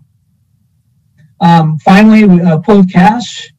So this has always been kind of a minor issue, and it's still, we're not off by a lot, but my concern is this is something that could blow up to be a lot if it's not addressed. But every month, the auditor controller is supposed to reconcile the cash in the general ledger to the treasurer's cash. So the treasurer does its daily cash balance, listing its cash investments, and then the auditor controller is supposed to reconcile that to what's in the general ledger. And we noticed that this was not being done. And when it was being done previously, it was not being done for the whole treasury balance. It was only being done to the bank accounts. So we're just recommending that going forward that the county auditor controller reconciles to that entire daily cash provided by the treasurer, including the cash and the investments. I do want to give a commendation. This has been a big issue as well since we started the audit. Departments were like to use this account or this object called miscellaneous trust revenue account. And that was a pretty big number. I think when we first started, it must have been close to $100 million, which is, and when you're recording all your revenues to an account called miscellaneous trust fund revenue, it takes a lot of work to reclassify that revenue for reporting purposes because you really have no idea what's in there because it's a combination of taxes, fines, grants, donations, transfers. So one thing we saw this year, which definitely reduced the amount of work we had to do at year end, was we saw it go from 8.3 million in 2018 down to 478,000 in 2019. So definitely good progress there. That's been a big issue for us in the last few years. Sorry, Rich, since you said to interrupt, I had a question versus, the reclassifying of trust funds. So if I'm hearing you correct, it's not good practice to do what we were doing, and you suggested there's better ways to do it. Or was this a statutory requirement of something that had to be done? No, there's not a statutory requirement to get rid of the trust funds. It's more of a best practice. Okay. Yeah, because the more funds you have, the more journal entries you have to, the more transactions you have to incur in order to move cash. Okay, thanks. So instead of depositing cash into a trust fund and then doing an entry to move it, why not just deposit directly into the operating fund? And then you could still track it using a budget unit or a restricted fund balance. So, okay, and then this section here, I just want to go over the required audit communication. So under the standards, we're required to communicate certain matters to you at the end of the audit. So for accounting policies, really nothing new, nothing to report there. Accounting estimates, the county had 3 significant estimates that we audit. One's the claims liability, and then there's a net OPEB liability related to deferrals, and then finally there's a net pension liability related to deferrals. And to audit those numbers, we rely on actuarial reports from specialists. As far as correcting the statements, I didn't really list them. We kind of included those in the findings that we just went over. As far as disagreements of management, we didn't really have any. Consultations with other auditors or accountants, we did not have any that I'm aware of. Fraud and legal acts, none were identified. As far as significant difficulties encountered during the audit, the biggest issue we had this year were the delays in obtaining information. We made it by the deadline, but it was barely. And the county was lucky to have an extension because of the pandemic, but we're hoping like going forward, it's a lot smoother. But there were some delays with turnover and the pandemic and the fires, and it just seemed like everything hit the county at once. And it took a while to get the information to complete the audit. So we're hoping that gets better. As far as correcting the statements, and again, various misstatements that we kind of talked about previously with the findings. And then a couple other items, in their information and documents containing audited financial statements. So within your statements, you have the required supplementary information. That's basically your budgetary schedules. That's your management discussion and analysis. And that's also your net pension liability and your OPEB reports and schedules and tables. So we do perform limited procedures over those to make sure they tie back to the statements. And then you have the schedule of expenditures to federal awards. That's a CFA. To audit that, we give it in relation to opinion, and that means we do reconcile the amounts on that CFA to your financial statements. And then finally, management representations. Before we issue the report, we do require that management provide us a signed representation letter upon completion of each engagement. And we did not issue the report without this letter. Okay, and then finally, just fun things to come. You've got Gatsby statement number 84, fiduciary activities. This is a very big deal for your county because this is going to impact all your trust funds. So this standard is requiring the county to go through and analyze all of your fiduciary funds to make sure they're properly classified. There's a good chance that some of these will be rolled into your general fund, but you're not going to know until you go through every single one of them. I don't think it's going to impact your investment trust funds too much. Those are pretty much going to be the same, but a lot of your agency funds are probably going to change because of the standard. And this is for 2021. So this will be for next year. And this next one is huge. Gatsby statement 87, leases. So in the past, you would just report a disclosure for your operating leases, and that's it. Now with this new standard, it's gonna create a lot of complex accounting for all your leases. You're not gonna have to report a use of asset and a liability for each lease. And this is gonna take a long time to prepare. So hopefully the county has started on this. This is not something you want to wait to the last minute. So it's going to require a lot of work. And that's all I have. So any questions regarding the audit? Well, if you stop sharing, I can actually see everybody. Okay. But I'm not seeing any hands, right now. Oh, there we go. Does anyone have any questions before we move on to Auditor Dominguez? Excuse me. Yes, Supervisor Bohn. Yeah, Rich, you said there was nothing like all our major programs. The audits were fine. Those are the ones that most of our major programs are all DHHS, aren't they? Some of them, yeah. I'd say most of them are. Yeah, I forgot which ones. I have to look at my list again. But yeah, most of them are social. They do a pretty good job for us. So yeah, okay. They do. Yeah, in fact, every single one this year were social services. So yeah, we look at case files for each program and no exceptions at all. Great. That is unusual. So that's good. DHHS they do a good job. Thanks. Yes, Supervisor Wilson. Thank you, Chair Bass. Just a couple of questions. And you guys do these types of audits for other counties, or is Humboldt your only? We do more counties than anybody. Okay. So on the timing of this, I mean, I know you say that we've had a lot of challenges. Have some counties had more challenges in terms of timing with relationship to getting to where we're at, or how are we relative to the challenged counties? You guys are probably a little more challenged because your report was issued like at the very last minute, and most of the other counties issued theirs in March. And what's last minute? What's that date? Last minute, it was because of COVID-19, there was an extension. The reports are typically due March 31st. So because of COVID-19, there was a 6-month extension.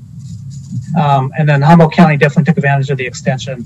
So the good news is everything was issued timely. Everything got done. But it was up to the last minute. So on your end, you guys like made up, got it going and got it in and made it happen. Yeah, it was a different approach. You know, usually we like to set aside 2 weeks and say, okay, in this 2-week period, we're going to get everything done. So we just there's a different approach this year. And a lot of it was in response to the pandemic and people being gone, you know, definitely utilizing technology, you know, in the portal. But it was just a different approach. It's like, okay, this week we're gonna focus on capital assets and get that done. This week we'll focus on cash. You said that that there wasn't any recommendations for changes, or there hasn't been any changes in policy, and you have not making any recommendations for changes in policy. Is that what I kind of got from that? That's specific to accounting, like the accounting treatment for specific accounts. Yeah, and that's typical. Like we must have audited about 20 counties. Not a single one had a change in accounting policy. Okay. That's something we disclose in Note 1 to your financial statements. It'll include all the policies for, you know, capital assets. Well, I guess I'm kind of trying to get into a little bit about the increase in findings, and we've talked about how we've had a change in, a multiple change in sort of leadership within the organization, and then. But what we're finding is, or what you're saying is that the change in findings is not related to changes in policies that you can see? No, I don't think so. Okay. All right. In terms of well, I guess the questions I have kind of coming up have to do more with the cap. Is that something that you're going to come back to discuss, or is that just the auditor Auditor Karen Paz Dominguez is going to talk about that? I guess I'm not. Maybe Karen? She's running the show here. What do you tell me? Where do we talk about the cap? Let me take that steering wheel there, Supervisor Wilson. At any point during the presentation, you are welcome to ask Rich whatever you want. That is what he's here for. Even as I talk about the corrective action plan, I value his feedback. So if you have questions and he provides an answer that helps guide me and our process, I'm all for it. We are going to talk about the corrective action plan next. Okay, so a question. He mentioned the Gatsby, changes in Gatsby, and with relationship to leases. Do you have any suggestions, or is there some sort of methodology that we should be considering in terms of how that gets addressed, through which departments, and what that process might look like in terms of updating that? Yeah, you definitely want to get everybody involved. That's the first step. Is you want to find where your leases are. Are they centralized? Are they at different departments? You want to have a champion who's going to collect all that information from the departments and from purchasing. That's step one. And step two is analyzing all the leases, and that's going to be the most difficult part. Is going through each one and determining how to apply the standard to that lease. I don't mean to interrupt, but in the past we have talked about, and not with you, but about an asset management plan, and of which this would be, I think, an element of an asset management plan. Do you see that? Have you seen that nexus between the county's asset management plan and how leases, because leases are, often delineated as assets, and they're also they have costs associated with them and insurance and all those other things. So I was just kind of wondering, do you ever see that nexus, or am I going too far out of the way here?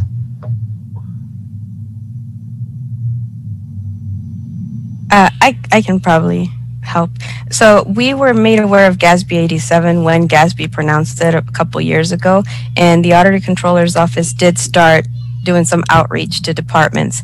We communicated to Public Works, we communicated with purchasing, we've been emailing departments about Gatsby 87.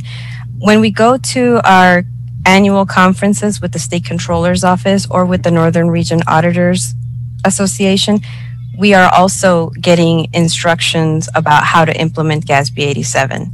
We have requested that CLA help us with that analyzing part of it. We can help gather all the information, but we're definitely going to need help with determining, is this a lease that we have to capitalize? Is this a lease that we can expense? And in our case, we have leases that are both assets or liabilities. And we're going to need help with that too. So that we've already started the legwork with this. In my department, we've started testing the capital assets module in Finance Enterprise that will help us in tracking some leases. But you will be seeing a proposal for an agreement before your board in the next couple weeks or 3 weeks. That's the deadline for the agendas. Because we are going to be asking for the board support in getting all departments to submit lease information, but also in getting external support in helping us analyze the volume of leases. That one is not necessarily tied to the audit that we're looking at right now, but it is something that's coming up. It should have already been implemented, but because of the pandemic, Gatsby delayed the implementation. And Rich has been very helpful. He's been keeping us apprised of those deadline extensions. And he asked us right when it came out, you guys know about this, right? You're going to be ready for this, right? You should start working on it now. So it's definitely something that we're aware of and we've been working towards being prepared for. And that includes reaching out to Public Works and others in terms, okay, that's what I'm Yes. Though that was happening more before the pandemic. We set up a cost plan working group, and through there we used the opportunity to talk with Public Works about their interest in being a part of a Gatsby 87 working group, and they were totally on board. So I'll have to check in again now that it's been a year of a pandemic. Do they still have that capacity? Okay. And we'll certainly extend the invitation to purchasing and to DHHS. They have their own rents and contracts division. Thank you. And I was going to, Supervisor Wilson, I was just going to say, while that was not exactly what we're talking about today, I did want to mention it was seen in the presentation. So I think it made sense for Supervisor Wilson to ask questions. Supervisor Bushnell. And then Madrone. Thank you. What is a significant, I'm asking Rich, if I could, what is a significant deficiency in internal control over financial reporting? Number 10. Okay, so significant deficiency is not quite the level of a material weakness, but it's still important enough to report in writing in the report, to governance. So material weakness is the worst finding you can have because it's, by definition, it's material to your financial statements. A significant deficiency may not be material, but it could have a huge impact in the future if it's not resolved. And the reason we listed that cash finding as a significant deficiency is because the amount was tiny. It's not even close to being material, but if that process is not implemented by the county, it could lead to a significant issue going forward. If the accounts are not reconciled, treasurer and the controller. So that's the reason why we moved it up. I think in the past we might have left it as a management comment, or sometimes it'd be a verbal communication. But after, I don't know, we just a little more nervous this year, just because it just keeps reoccurring. So we thought we'd include it as a deficiency. That way everybody would have access to it. Okay. So along those lines, I'm wondering, with 10 findings, what does that do to our financial report? And also, what does it do? Does it affect our credit rating? What do 10 findings do to us as a county? Yeah, I don't know. I mean, you definitely want to clear up the findings. Definitely. In the end, I think what matters the most is your opinion. So we're able to give a clean opinion on your financial statements. So the findings means it took a lot of work on our end and on the county's end. We had to do a lot of extra testing in order to feel comfortable with the balances. So in the end, you got what you wanted, which was a modified opinion on all your opinion units. But I mean, as far as how other agencies view the findings, I do not know. All I know is like we're auditing a city right now, and they basically had to give up because they cannot determine what their balances were. But we had to do a scope limitation, and we basically couldn't give an opinion on some of their accounts. That's definitely going to impact them because they're basically saying you cannot rely on this information. With Humboldt County, you don't have that issue because you have it unmodified. So I don't know if that helps. Thank you. It does. I'm sorry. I probably have more questions because I'm new, so I'm just trying to figure everything out. Okay, that's a good question. All right, Supervisor Madrone. Thanks. Rich, the other Gatsby thing was about the trust fund issues and how that's going to change, I think you were mentioning. And just to be clear, this is our 18-19 audit, right? So this is a couple of years ago. What was going on a couple of years ago, not what's happening right now. But of course, what happens when we look back at these audits and when they're late, it's unfortunate because it makes it hard for us to be thinking about the corrections we need to make in a timely way. But I know you've done your best, and I think that Auditor Controller's Office has done their best. But this was 18-19, and with the trust funds, I mean, right when I came into office, I remember hearing that there was a significant issue with them, and a lot of people said that it was a way for departments to hold on to money that had been budgeted to their department but hadn't been spent that year. And then there was a period of time, I think 17-18, and even 18-19, where transfers were happening, I think you mentioned this, out of trust funds directly, not even, coming back into the general fund to then be allocated, appropriately, whatever. And with this new change in the law, it sounds like things are going to have to change even more with trust funds, whereby we're going to have to tighten that up quite a bit. Because if there are unspent funds, theoretically, those come back to the general fund and for the board to decide where to allocate those funds versus staying within a department to be utilized for new items by simply doing some trust fund transfers and such. So can you talk a little bit more about that? What does this mean, this new law, in regards to what you see happening with our trust fund situation? Okay, so to give you an example, so under the new standards, if you had like county own source revenue, and in the past, if the county was collecting, let's say the county was collecting fines, and then $1 of those fines went to the state, and then $3 went to the county. Previously, the county would report 100% of that in a trust fund, a fiduciary fund, and then they would transfer their share at year end or throughout the year and leave that $1 in the trust fund to eventually transfer to the state or the feds. With the new standard, they're going to have to report that as part of the general fund or part of the primary government, and with a liability to the portion that's owed the state. So that's definitely a different approach for recording those revenues. So again, like in the past, you would just keep everything separate, and then once you determine what the county's share was, you would transfer those into the county as revenue. Now with 84, you have to report all of that within the county, and then you have either a liability or an expense going out to that external party.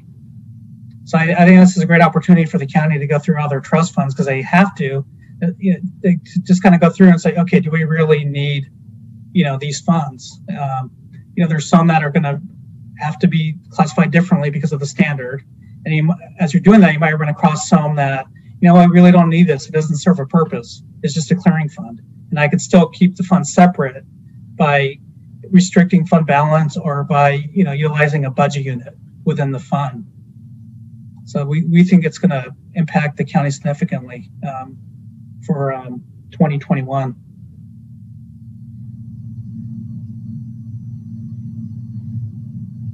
All right. Supervisor Bushnell and I have another one. If anyone else doesn't, I have one. So I'm wondering if we go forward with and we get the 2020 audit and we have these same findings, or don't have corrected findings. Obviously, what does that mean? What does that do? From an audit perspective, it just means you have to just repeat findings. Again, hopefully we can give an opinion, because what you don't want is for us to say, you know, we don't know if this is right or wrong. We don't have enough information. You have so many findings that we're not able to get to the end result. So we're not going to give an opinion. So that's the objective of our audit, is we want to get reasonable assurance that we can rely on your financial statements. Yeah. So with the audit being so late, 2020 is already done, basically. Right. So how does that play? Now you're not late yet, because I know the county has not started 1920 yet. There was an extension, but it wasn't 6 months; it was 3 months. Okay. So for the county to be on time, it needs to be issued by June 30th. Okay.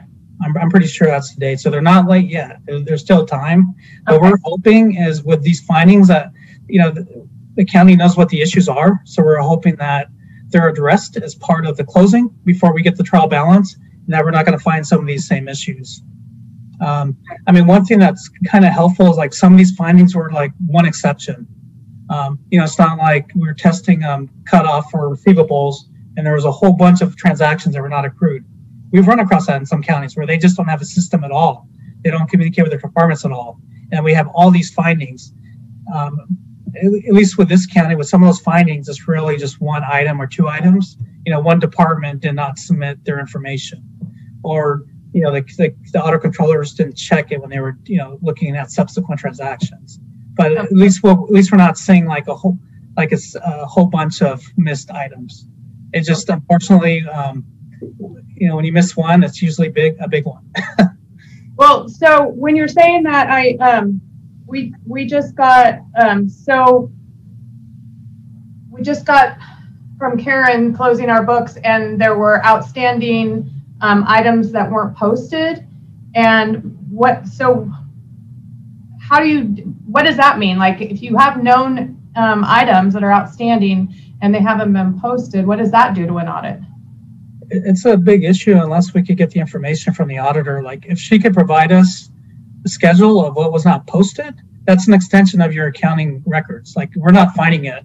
It's going to create some work. It may create a change order because of the extra work that needs to happen. Okay. But as long as we're provided the information and we're not the ones finding it, you know, again, the goal is to give a clean opinion. That's out of all this, that's what you want. You want your audit to be issued timely, and you want a clean opinion. You know, you want people to be able to rely on your financial statements.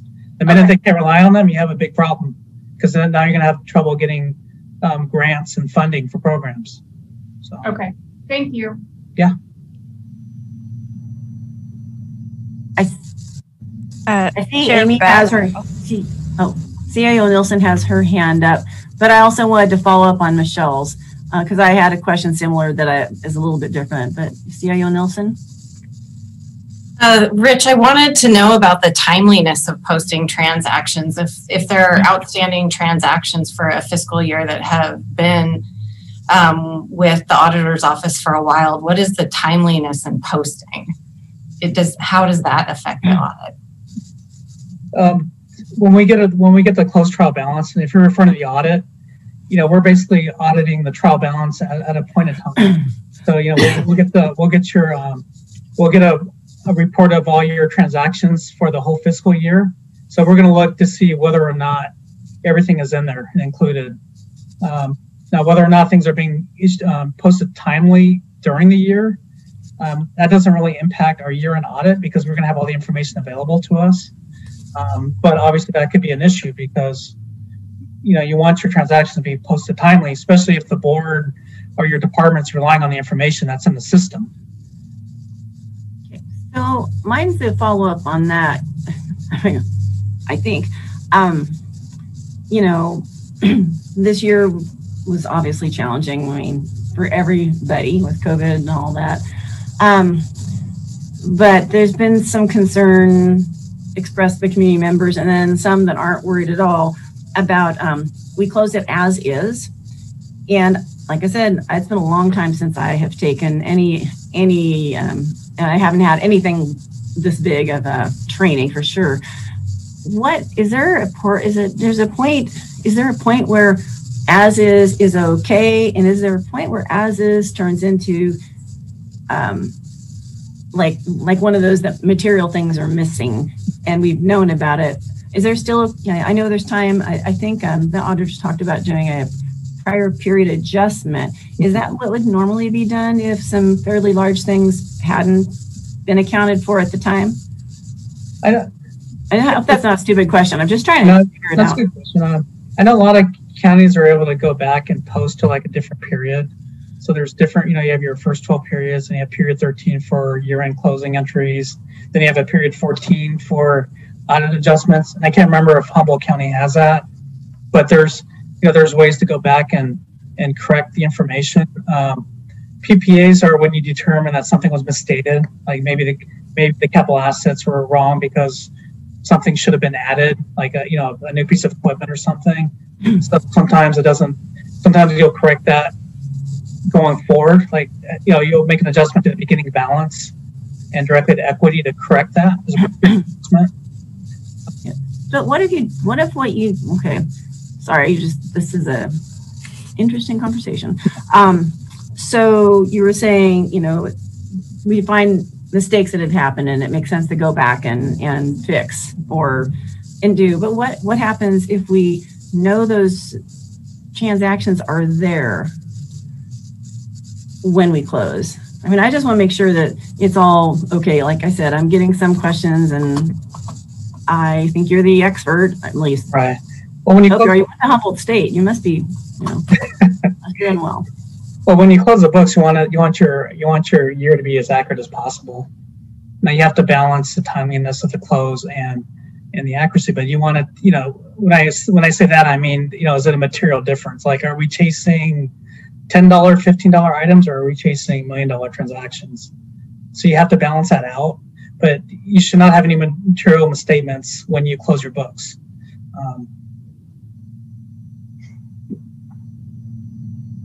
Thank you. Any other supervisors have a question, or we can go over to the auditor for, Supervisor Bohn? Well, I don't know. We spent more time on the auditor controller in the last 18 months than I did, I think, in the 80 months before this. So Rich, are we in good shape? Are we in bad shape? Do we know what's really out there? What's coming down? I mean, is there stuff we just don't know? Because I feel so vague, and I hear we're good, we're bad, 10 findings is okay. We used to have 2, but now we have 10. And I understand you're balancing. I mean, if we were a private company, would you invest in us? That's the way I can look at it. Our book's good enough to be a private company, because I know we can go back and we can balance this and we can balance that. But we've got a lot of great things happening over there, I hear, but we've got a lot of deficiencies, and I get a lot of phone. I mean, are we?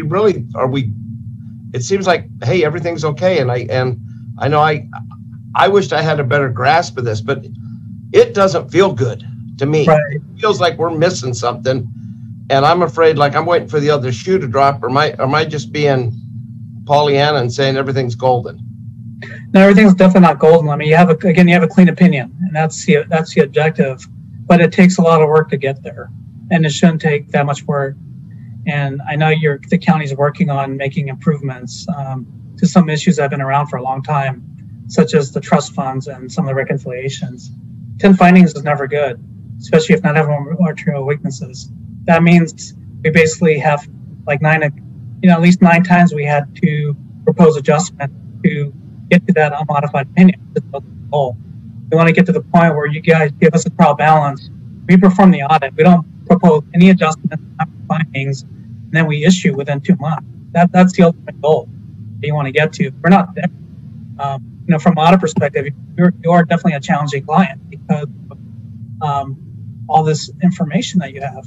It's probably why we were doing your audit again. I know we've gone to other firms and it hasn't worked out so well. Where at least or at least we're familiar with where to find the issues, the risks. We know what to go after for the most part. But yeah, right now there's definitely a lot of room for improvement, and you cannot argue against those findings. Again, they're not management comments, they're material weaknesses. And they definitely need to be resolved, because if they don't get resolved, you might get to that point where we cannot give a clean opinion. And then there's no way to want to invest in the county if I can't trust the financial information.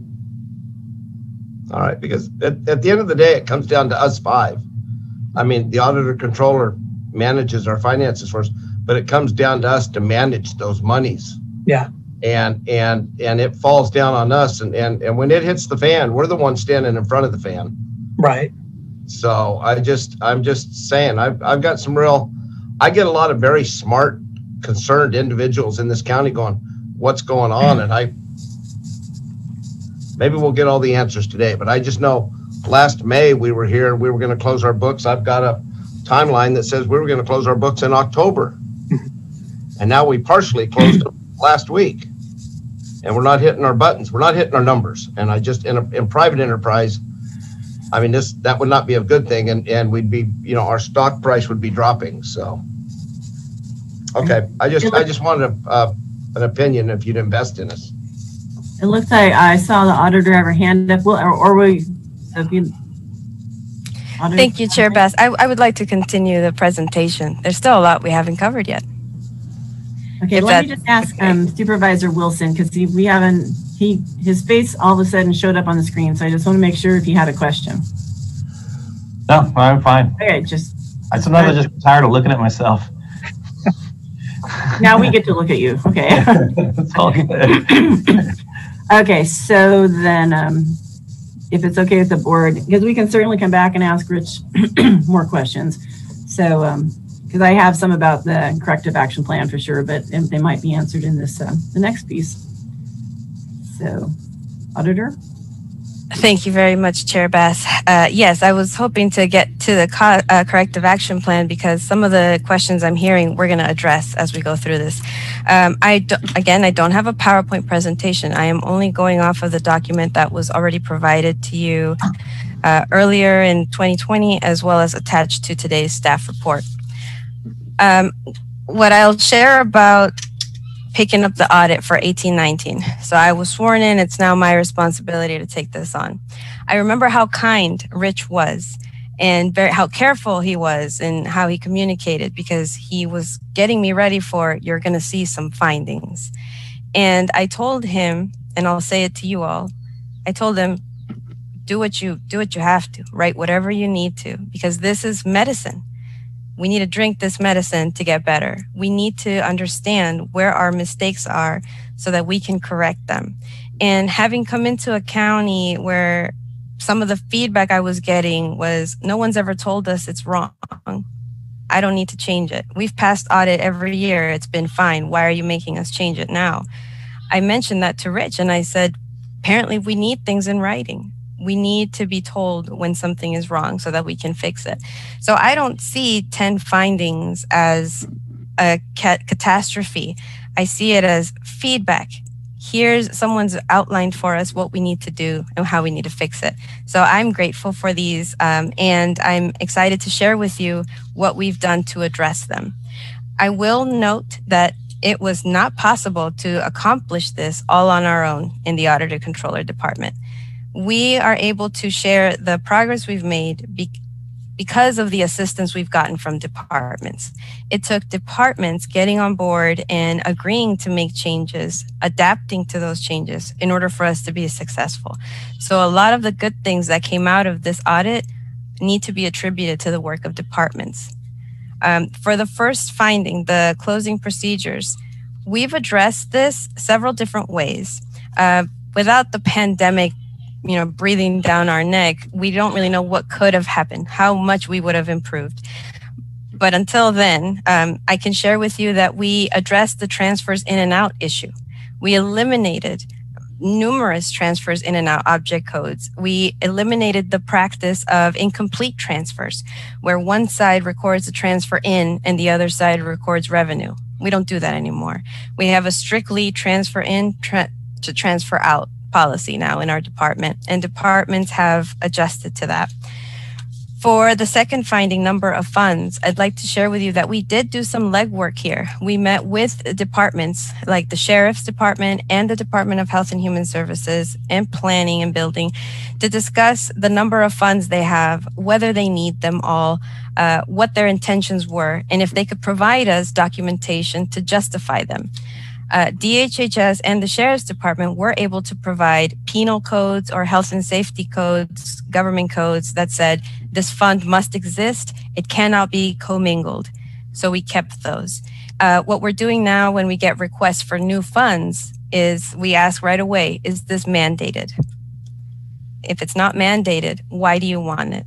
Is there something we can do with what we currently have to eliminate the need for adding a new fund? And what we found is that for the most part, there is no need to create additional funds. What departments are looking for is just a way to segregate their money from everyone else. And we can accomplish this by restricting it within the fund balance. And so 1920 will be the first year where you'll see the use of restricted fund balance accounts. We set those up, and our first trial is the Sheriff's Department.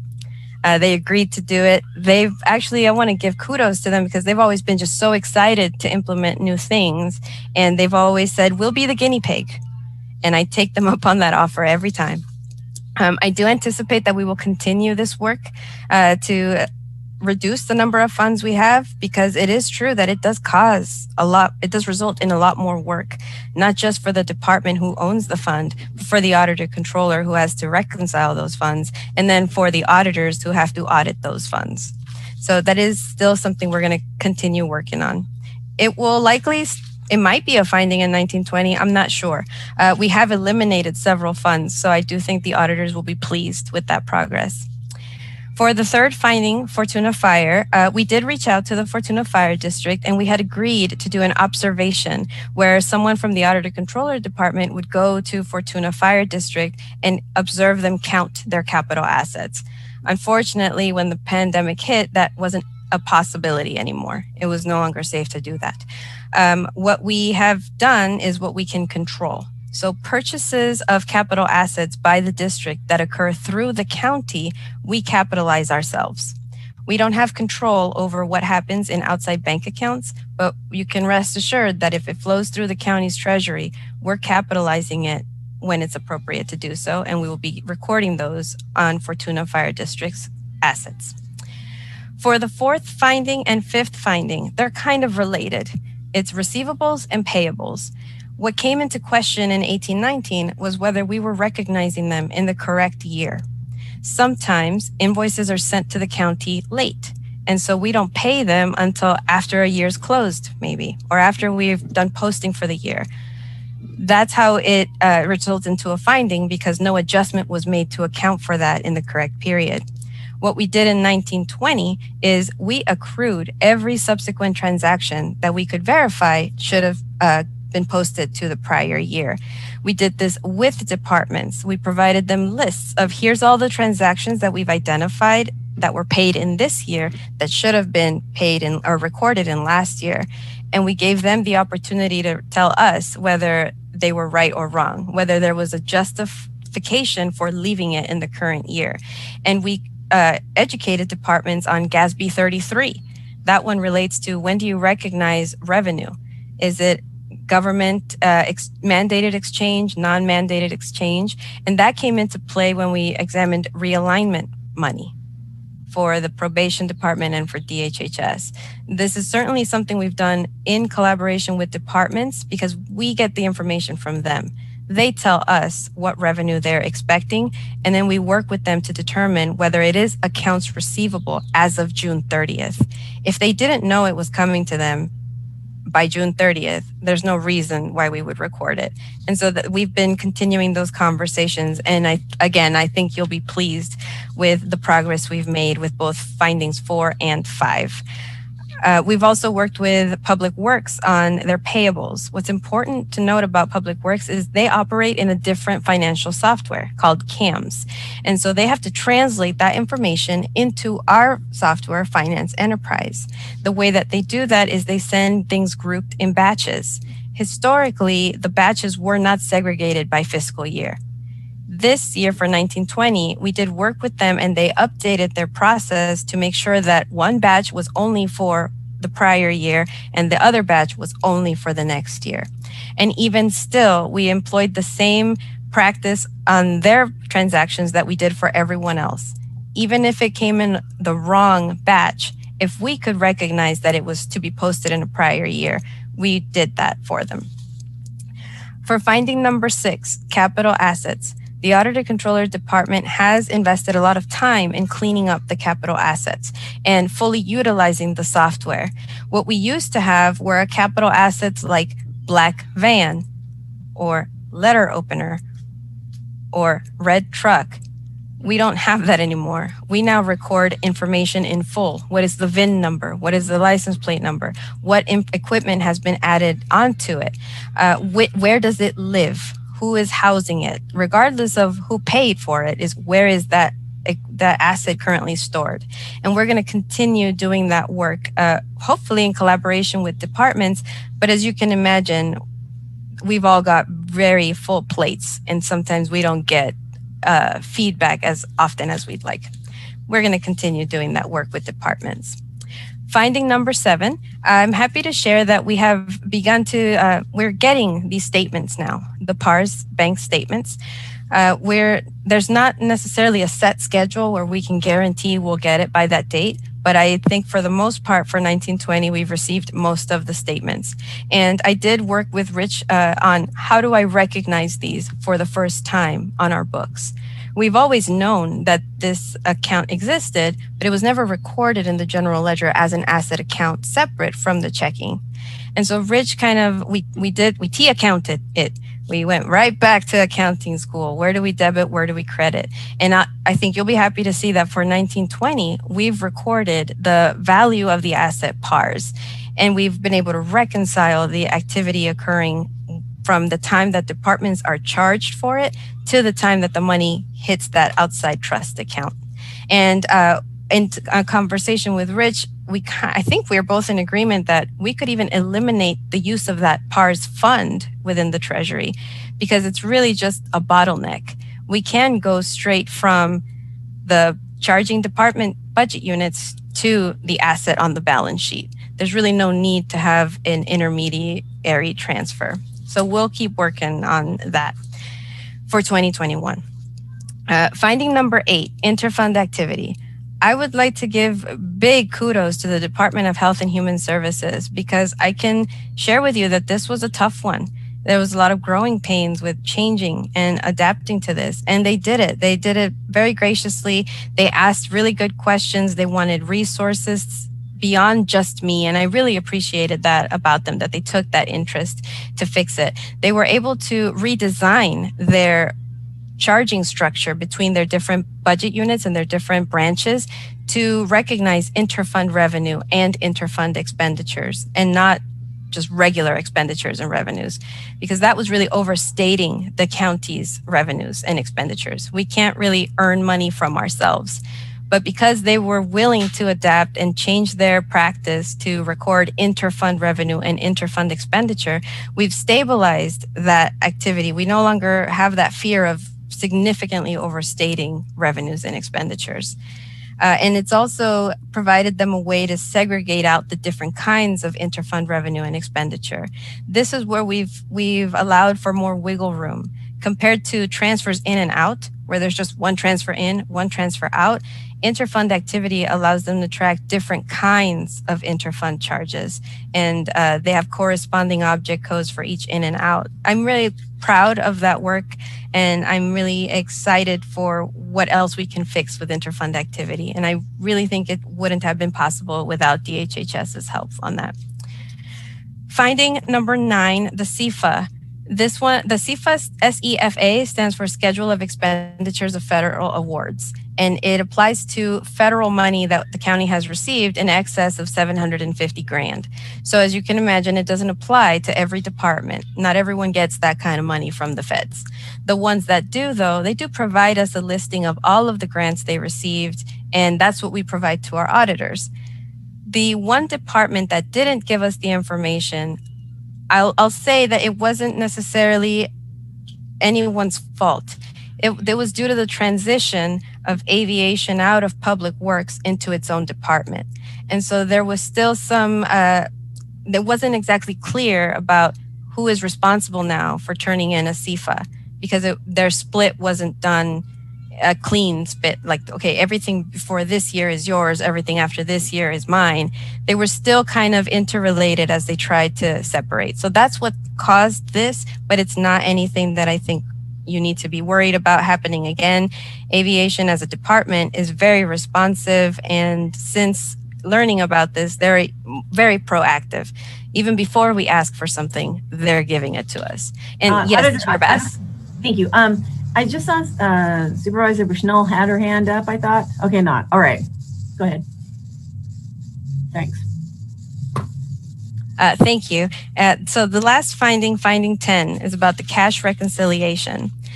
This is one that I've been aware of for a while. I did notice when I came to the county that the task that we were calling bank reconciliation wasn't necessarily a bank reconciliation, because it didn't take into account all of the checking accounts that the county had, all of the investment accounts, all of the cash held with third parties or outside agents. And so when I took over in 1819 and I talked with Rich about this, he explained to me about the importance of timing, and that once you've reconciled for a month, that's it. You shouldn't go back and keep posting to that month. Because of this, we're currently unable to do a full bank reconciliation within 10 days after the month has closed. It would be a significant change in practice for this entire county to have us say we're done posting to last month after 10 days. I'm not sure if the county has the capacity right now to make that change due to the pandemic and turnover. I would certainly be on board with trying it, but I do think it would warrant a longer conversation with the board and with all departments so that everyone understands just what it's going to take for this county to be able to say we have fully reconciled all the bank statements every month within 10 days as the statute requires. We have, however, taken steps to improve the chances that we'll be able to reconcile the bank. Beginning in 1920, I worked with the Treasurer Tax Collector Department to update the way that we post revenue. Historically, revenue was posted to the books on the day that the information was submitted to the department, as opposed to the day that the deposit occurred at the bank. And so what this meant for the Treasury and for the Auditor Controller is that we are only recording deposits on the day that they happened at the bank, and if we have the information for it. What the Treasurer, it costs a little bit more work for the Treasurer, because if they receive information from a department that's 3 weeks late or 3 weeks after the deposit has posted, they can't just send it to us in that day's batch. They have to create a new batch with that same date in mind so that we can post it to that day. I do think it's going to improve the more we communicate with departments about the importance of not only depositing money timely, but then giving the information to the treasurer timely. But it's something we have to just keep working on. I do think we are well positioned to have the conversation, but I will caution you that it's going to require all departments, not just the ones here today. And I'd be happy to coordinate that with you or be available for any questions. So that is my response to the audit findings. You do have my full detailed response in writing. It's included with the staff report, so the public has access to it as well.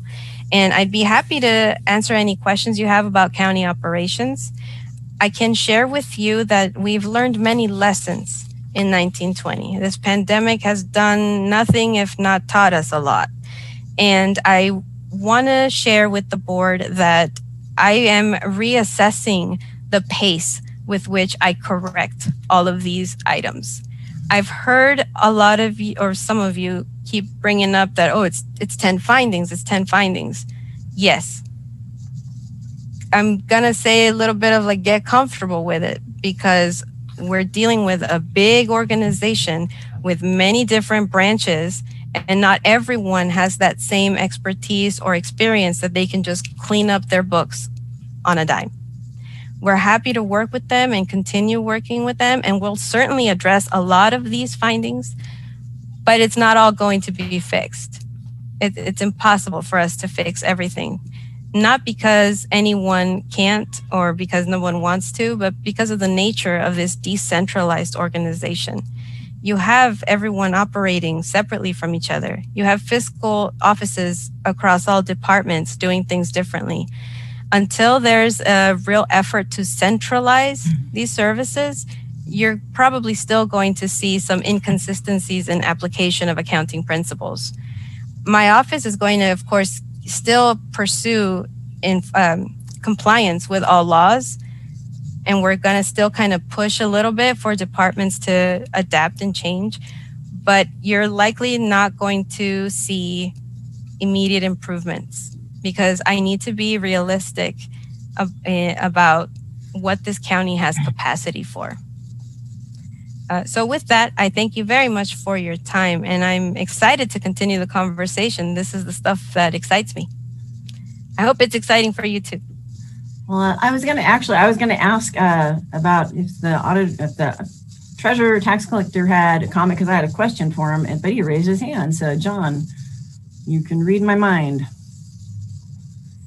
I don't know that I can read your mind, Chair Bass, but thank you. And I do have a question for Rich relative to what the auditor just mentioned for reconciling the bank for cash and investments. Rich, my understanding for reconciling cash and investments is that all the transactions that take place in the bank, whether that be an investment and or just any deposit or debit, needs to be reflected in the GL, and that should be done at month end. But what Karen just said, correct me if I'm wrong, Karen, but you're saying that all the checks need to be posted each month that took place the prior month, or when a reconciliation has to take place for that entire month. All the checks have to be posted in the GL also, but my understanding was that is not the case. And so, Rich, I'd like you to clarify that if you would.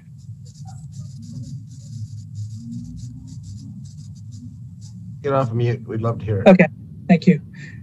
I don't know if this answers your question, but what we look for is when you do your daily cash summary, we want to make sure there's a reconciliation between that and what's in the county's reporting system. So we want to make sure like any timing differences are resolved, at least once a month and definitely at year end. Okay, so just to clarify, that is to say that any transaction that takes place in the bank should be reflected in the GL. But that does not mean that all the posting backup for a particular check being deposited, that is not part of that reconciliation. In other words, the reconciliation is between the treasurer's daily report and the bank, correct? Right, because you guys have your reconciliation where you're reconciling, your accounts to the bank. So you've got, and that's something you guys handle. And then you provide a daily cash count based on that reconciliation. And then the next step is for the auditor controller to reconcile their pooled cash and their reporting system to that daily cash. And then make sure like all the transactions are accounted for. Thank you. And I wanted to highlight that, Karen, because it is really between the Treasurer's Department and the Auditor Controller's Department and the bank transactions. It is not involving every department relative to making sure that all the backup materials for each check posting is received by your office. May I, Chair Bess? Sure. Thank you. I see where where there's a misunderstanding here.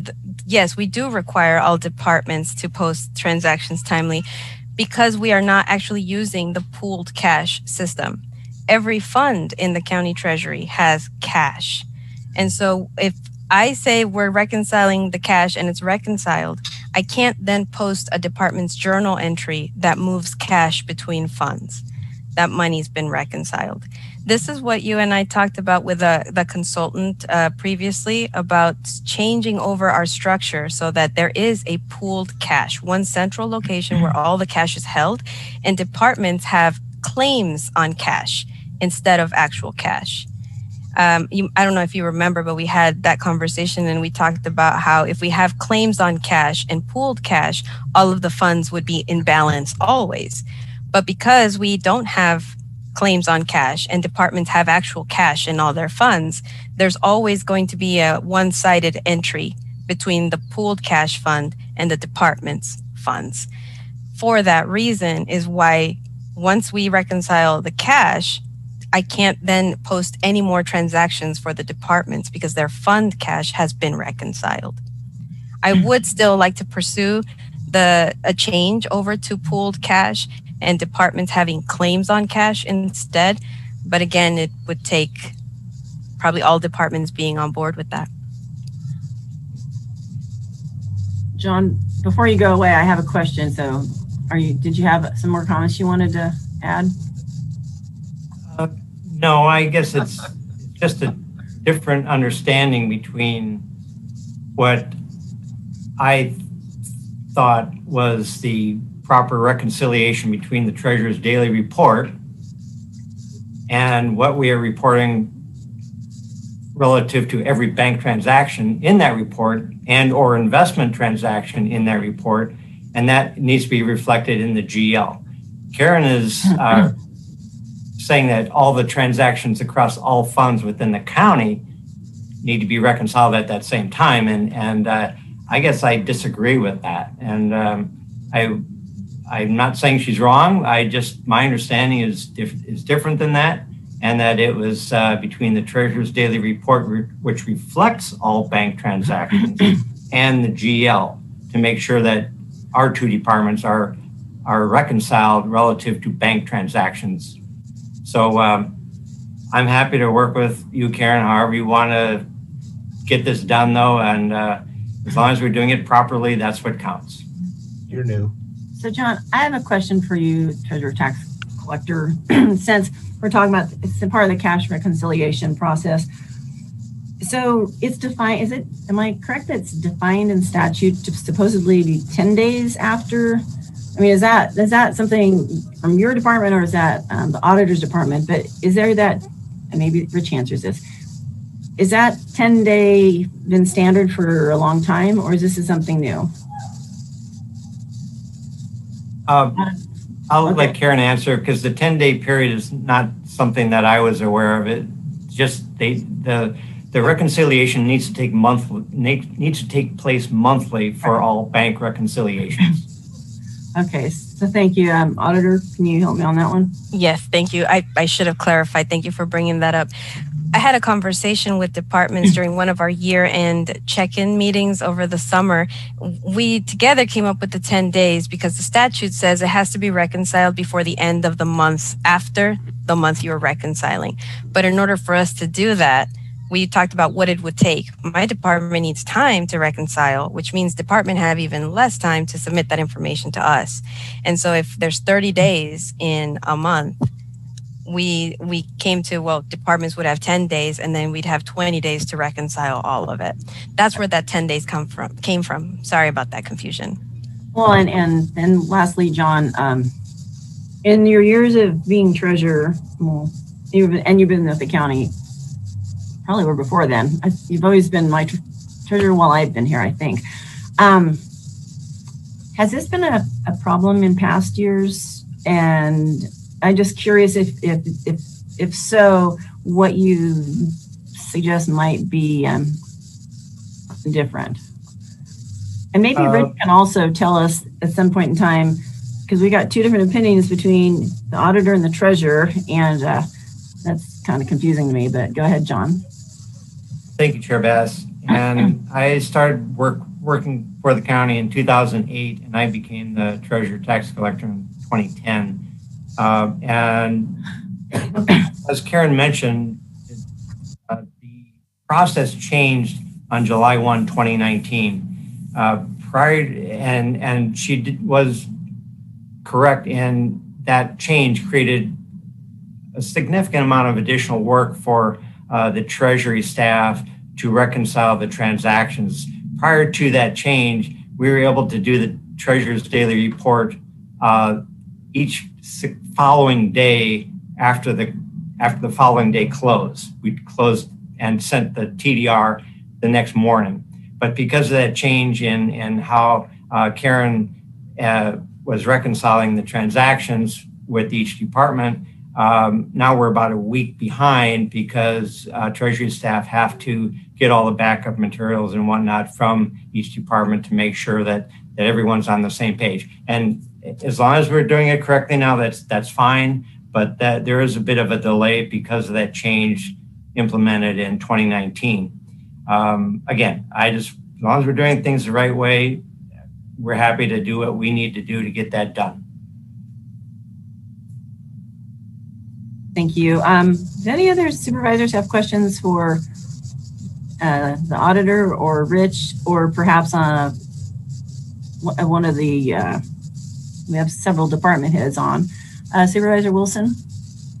This is a question for Rich. I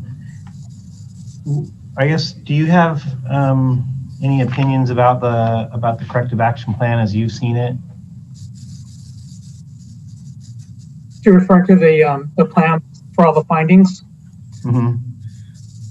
No, I mean, I think they're good plans, and I agree with Karen. It's not something you're going to do overnight. There's some things that'll be easy, hopefully. You know, like the payables, receivables. And a lot of that just involves communication with departments. And we understand there were some changes in department or transitioning, which we realized created some of those findings that we had. But we understand something like the trust funds is not going to happen overnight. Hold on one second. You said there was some changes that then created the findings. Can you elaborate on what you're saying? Like, so for example, some of the findings had to do with not getting information from the airport. And I believe there was a transition of leadership or something. Karen, help me out here, but I'm pretty sure that there are some changes in you noticed the Fortuna fire because they purchased a $2 million engine. They didn't buy that every year before. So that got your attention. That was a new finding. Yeah, but as far as like the airport, wasn't there like a change in?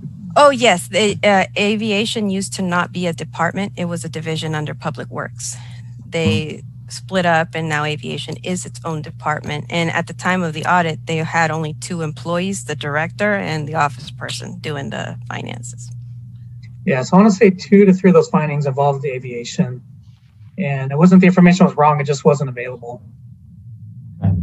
A question about the timing. This is for Karen on the plan. There's corrective action. There's the plan completion dates.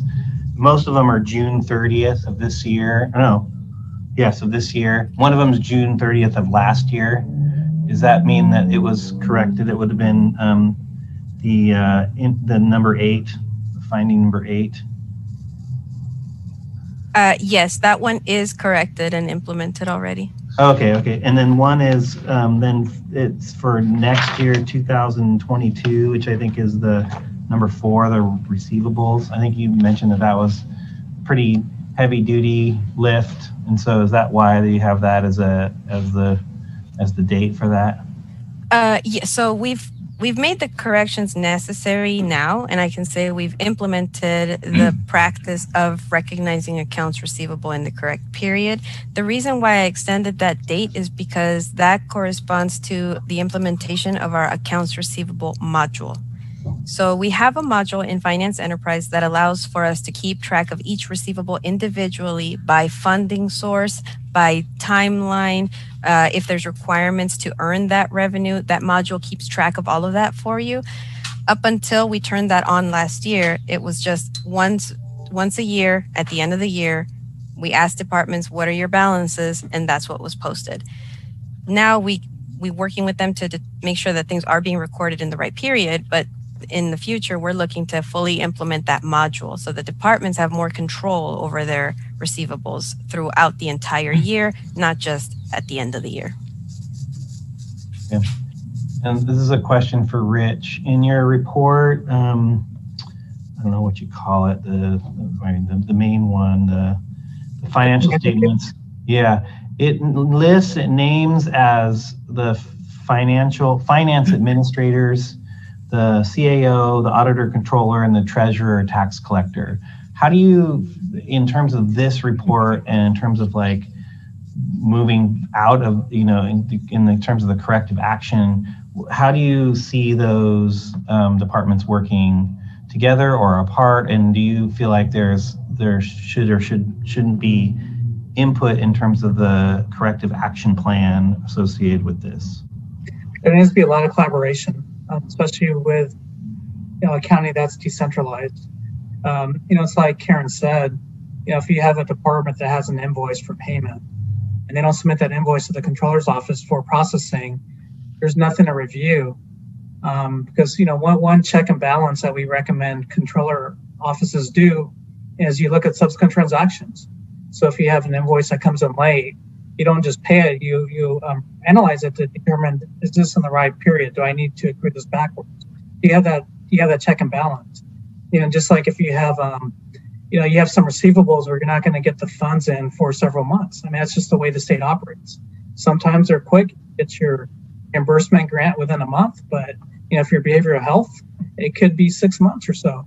And obviously you want your audit done by then. So you're relying on the departments to provide that information because the audit controller is not going to have that information or that knowledge.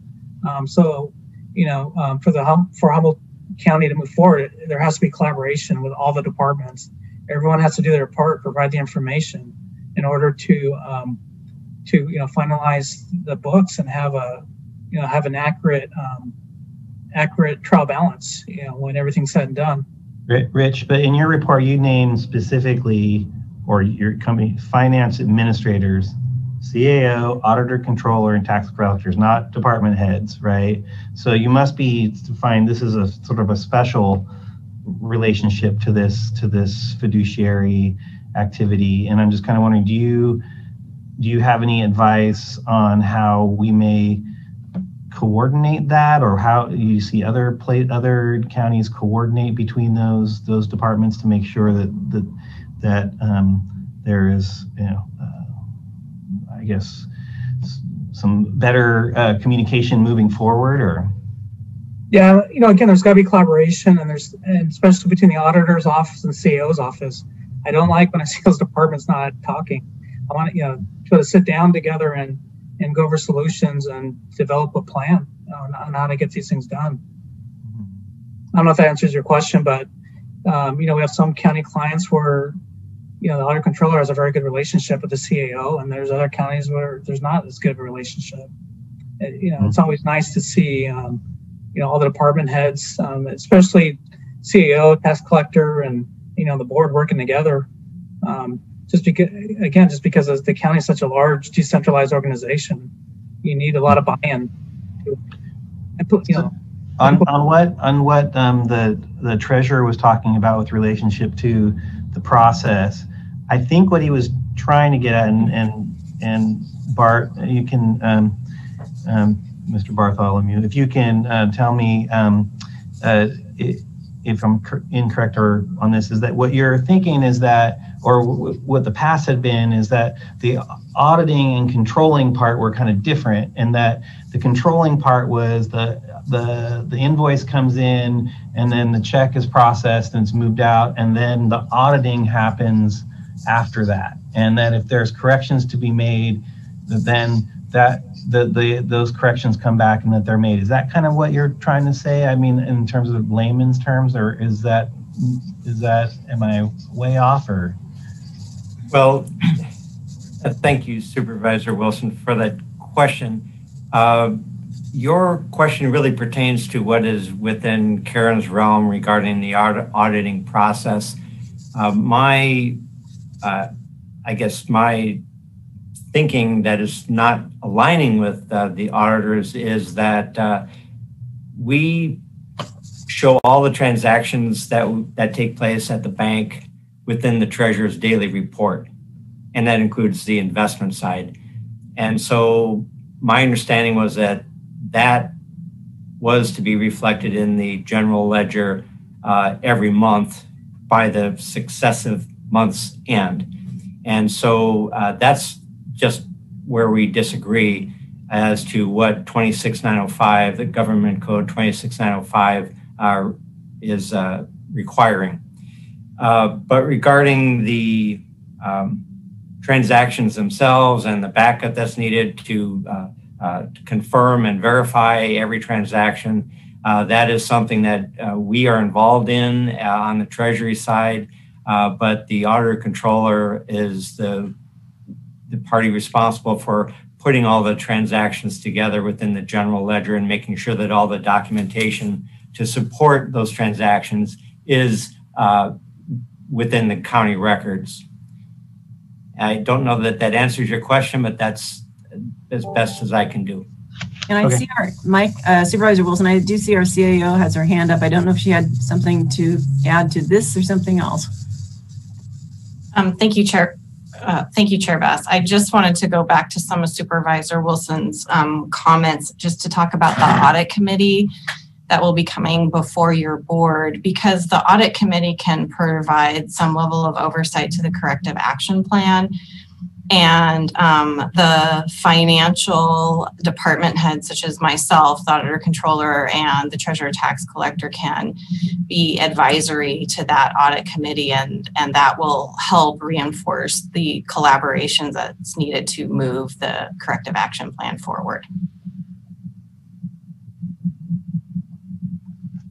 All right, and just, I'm glad that that's starting to happen, and I would advise, you know, the treasurer and the auditor controller to, since the board has given direction to the CAO to come back to us with some concepts on how that might happen, and if you guys are, you know, in your realms, if you see examples of how that might be, you know, what those look like, please get that feedback to the auditor, to the CAO's office as soon as possible, I would say, because our board was it seemed like a fairly strong request from our board to get that started. So yeah, I'm done with questions for now.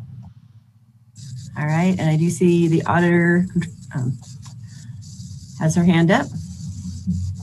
Thank you, Chair Bass. One of the things that surprised me when I started working for the county is that there was no audit committee. And so 3 years ago, I did propose that we form one. I'm very excited at the prospect of the audit committee and will, of course, participate. I think it's pretty much determined who serves on the audit committee, and it includes those people that are listed in the audit report. That's fairly common that those 3 positions would be on the audit committee. And it would be helpful to me to get the feedback of the audit committee so that I know how best to implement accounting practices in this county. So yes, thank you, Supervisor Wilson. If it's all right with the rest of the board, can we go out to public comment and then we can come back to our discussion, because we haven't gone there yet to public comment. So. All right, that's where we're going to go. And do we have anyone who is wanting to comment on this item? If you do, press *9 to raise your hand, in case this is the first time you've been to one of these meetings. And I am not seeing anybody raising their hands. I will count to 5. All right, there are no hands raised, so we will return to the board. And Supervisor Bushnell. Thank you. Hi, Karen. I was wondering, and also Mr. Bartholomew, if you could come back on. So I was wondering with, I was listening to what he had to say and what you had to say, and it obviously is a government code. So is it your interpretation of the government code, Karen? Or I'm wondering if that's can you explain a little bit more, please? Sure. I don't think we actually disagree on the government code. We agree that it should be, the bank accounts should be reconciled within the time frame of that government code. Where I think we're differing is in the understanding of what our financial software is designed like and what the treasurer's financial software is designed like. Similar to Public Works operating within their own software, so too does the treasurer tax collector. They use something called Simpro. And while I heard Treasurer Tax Collector John Bartholomew speaking, I realized maybe I need to show him and everyone, if everyone's interested, what the funds and the cash look like in the financial software that we use, Finance Enterprise. Because I think he and I are on the same page. I understand what he's saying, and I'm not disagreeing with what he's saying, but what I'm describing is the way in which the system is designed that doesn't allow for me to just do a cash reconciliation of the cash in the treasury and the cash in the bank. What he can see in Simpro is all the cash in one place split out into different funds. What I see in Finance Enterprise is individual pockets of cash within individual funds. And the one fund that's called pooled cash does not have the overall cash balance. So most of the changes would take place in Finance Enterprise, not in the treasurer's Simpro software. So go ahead, John. Mr. Bartholomew, I'd like to hear what you say. Thank you. And the Auditor Controller is correct in that I do not have a good understanding of what she is reconciling in the GL. But the Simpro program is strictly an investment management program. So we are not tracking transactions in individual funds at all until we upload basically a mirror image of what all the funds have in them at the end of each quarter in order to do interest apportionment.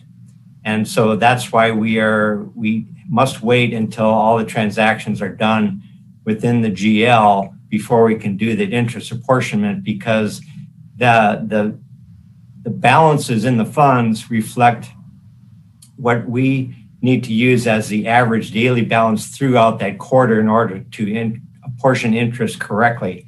And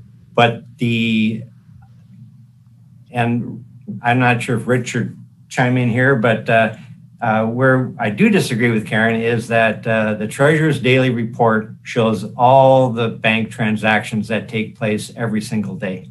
And it also reflects every investment transaction that takes place every single day, including cost of those transactions.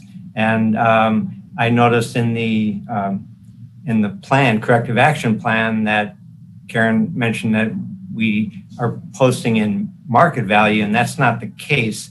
In the Treasurer's Daily, it is based on our cost, but sometimes if we do not buy at par, that means that we have a discount or a premium that we're purchasing an investment with. And so that amount needs to be taken into account in order to reach the cost in a, if someone reviews it and they don't see the discounts and premiums associated with it, then the cost may seem to not be our direct cost, but in fact market value. Anyway, that's something that we just need to get on the same page with.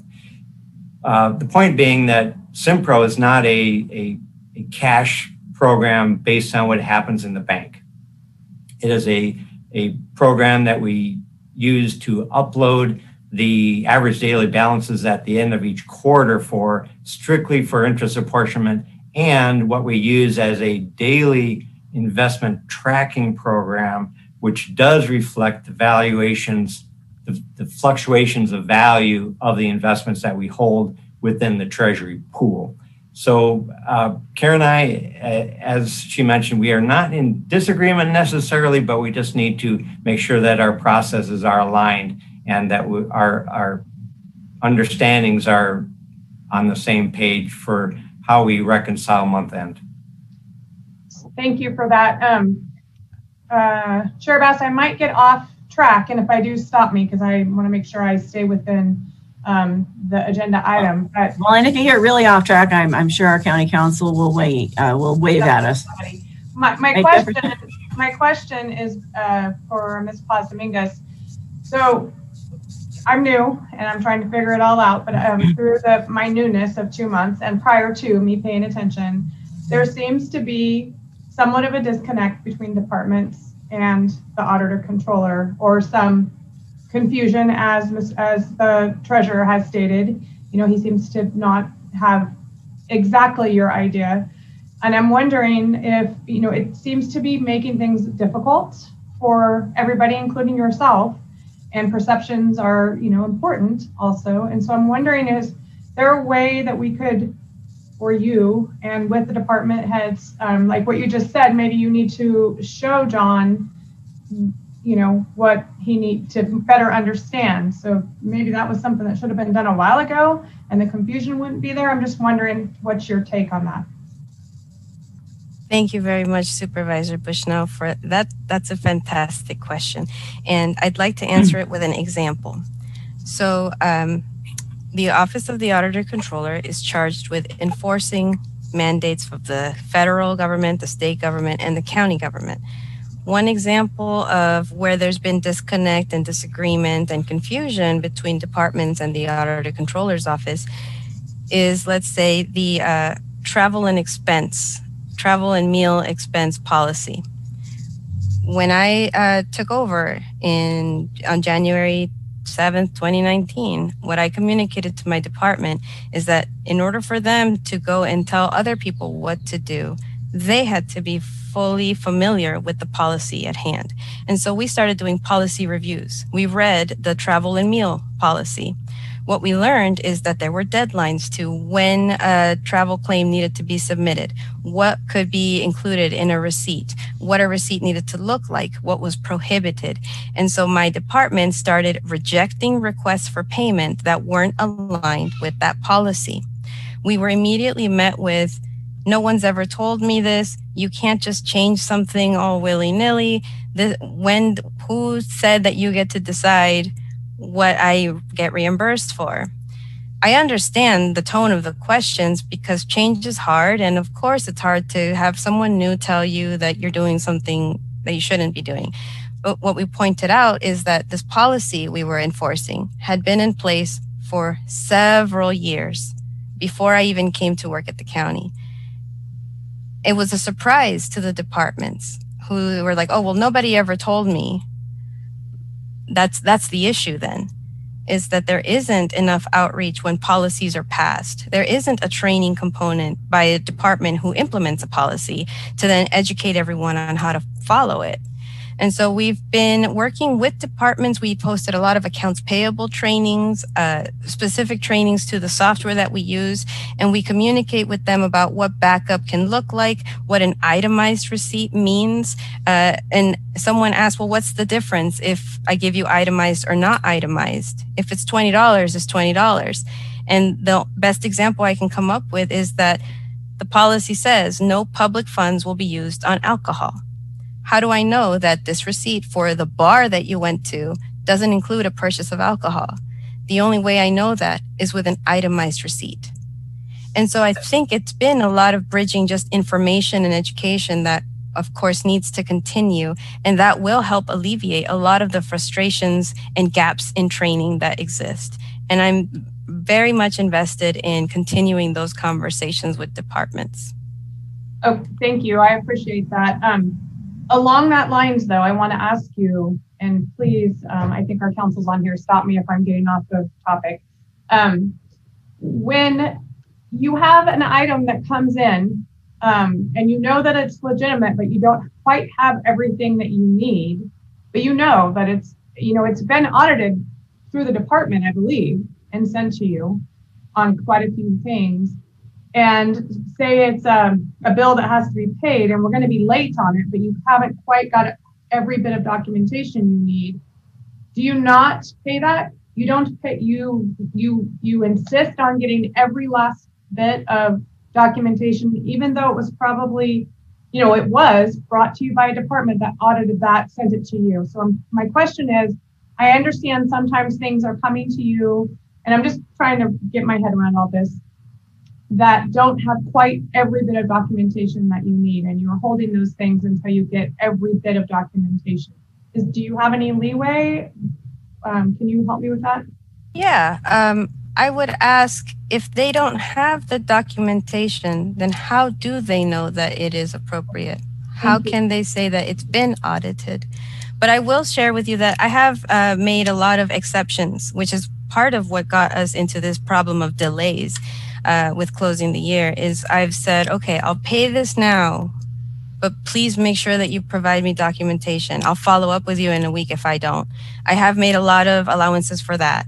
Okay. But there's also, it's a difficult balance, because my function is not just to trust whatever people tell me. That's not the job of an auditor. We have to trust but verify. Okay. One of the principles we follow is professional skepticism. That is an audit term, where we can't just take someone's word. And if we're signing our name to something, we have to be sure that it is lawful, appropriate, authorized, all those things. Thank you. And that just ties back into the audit findings. You know, I'm just wondering, with some things being late. So I really appreciate that from you. Thanks. Thank you.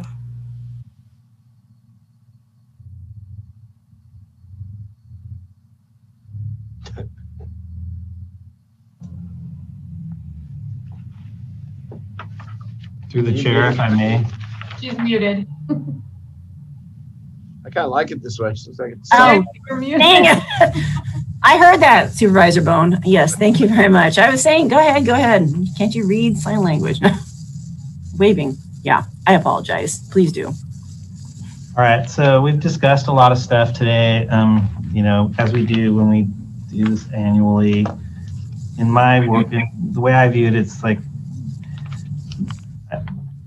I know sometimes it's said that, and Rex said today, that the auditor control is in charge of our finances, but that's not really true. Finances are financial stuff. You know, it's like auditing and controlling is not finance. Well, it's not our investments. It's not our budget. And so these things are all, you know, and it's not our tax collection. It's a whole system that's, you know, trying to integrate and work together. And when we do these, sometimes it feels like some certain elements are on the hot seat, but I think we're all on the hot seat in these reviews. And so every one of us is trying to iterate to get better at this. And it is hard to see this and get to where the findings are increasing in numbers. And so it does make everyone real nervous about what that trend means, and we should be nervous about what that trend means, and we should be watching it very closely. And I think that the corrective action plan is something that needs, from my perspective, a bit more collaboration in moving forward in terms of input. As I understand it, this audit report was given to us or to the county in September or something like that. And so there's been, there has been some time for folks to work together on this, and I haven't seen as much of that as I would like in what we have here. But nonetheless, we are where we're at, and we're talking more and more about the systems for collaboration and moving forward. So I'm hoping that we keep moving in that trajectory. So with that, I'm going to try and button up this conversation with a motion to go with staff recommendations 1, 2, and 3, which there's only 3 in here, and I don't want to feel like reading them all, but that's kind of where I'm at. So, well, let's see if you have a second. Is there a second? I'll second it for sake of conversation. Just okay. We're a long ways away here. Okay, so we do have a second. I have some questions for Rich. Ms. Supervisor Wilson, are you still asking questions? Oh yeah, no, I'm open I'm not asking questions now. I'm just, okay. I'm not trying to end the conversation per se, but I just kind of want to move it in the direction of where we're not here till 10 p.m. or something. Yeah, definitely not. So Rich, I did have a couple I've been thinking about a lot, and looking at the corrective action plan and imagining, it's got to be hard to decide, how to prioritize. What do you do first? And then how do you keep from allowing those, from actually starting to get in the way of maybe some things that are statutorily required? Is there when you make these reports, do you give them this is the one you need to do first, this is what you need to do second? So I'm just kind of curious if there's any outline for, because to me, I have concerns that, you mentioned some things were nice to have, and I agree, getting those accounts, those trust accounts taken care of is great. But I'm wondering if we're leaving other things that should be done at the expense of doing something that doesn't necessarily, it's not a have to, it's a want to. And maybe I'm asking that wrong. And then I have one more question. You're asking about how to prioritize the corrective action plan? Well, I'm just saying, I'm concerned that unless there's some type of prioritization, that other things that need to be done that are required by statute may not be getting done because so much emphasis is on trying to fix the things that are suggested but not necessarily required, I guess is what for the first question. Yeah, I don't know. I don't know if I'm answering your question, but I know a lot of the findings are connected. A lot of them involve, departments providing information or more efficiencies with the processes. So as far as what to prioritize, it's a really good question. Personally, I'd probably go after the low-hanging fruit. Just like the transfers. To me, that's an easy fix. In the sense that it's just a matter of implementing procedures to do that. And training departments, as your county's been doing recently, it's my understanding. And then once that's done, then it won't be an issue going forward because now you have developed a process. And by doing that, that'll take care of other issues like revenues and expenses doubled up. Okay, and then my last question for you is I'm kind of stuck on, I'm looking at the future and future findings that we might find ourselves in and wanting to see, get your thoughts. Again, we talked about closing the years as is, and that's some things we're in, but you had mentioned them if they're non-significant. And, I think in our case, we have several $1 million that are going to be taken as prior adjustments that we did know about. So I'm curious, is that likely to get us adverse finding in the future? Since it's not like it was something it was a mistake that had to be corrected. And it's a substantial amount because you mentioned significant. So I'm just curious if that is something that we should be planning to see on a future audit. Yeah, it's very possible. To respond to your question about, finding a balance between, timeliness and, the importance of the transactions. An example of what some counties will do is, they want to make sure, when they close their books, they want to make sure that all the accruals are there. So they do develop procedures to make, where they'll not only obtain information from departments, but they'll also review subsequent transactions in their report and do other things. But what that means is they're not going to look at, they'll set a threshold. They're not going to look at, items are going to be very heavy in July and August, right? Transactions that should most likely accrue and that'll impact your financial position. But then when you get to September, October, most counties will set a threshold. So if it's under $5,000, not look at it. If it's over $5,000, they're going to review it because what are the chances of a bunch of items under $5,000 resulting in anything significant?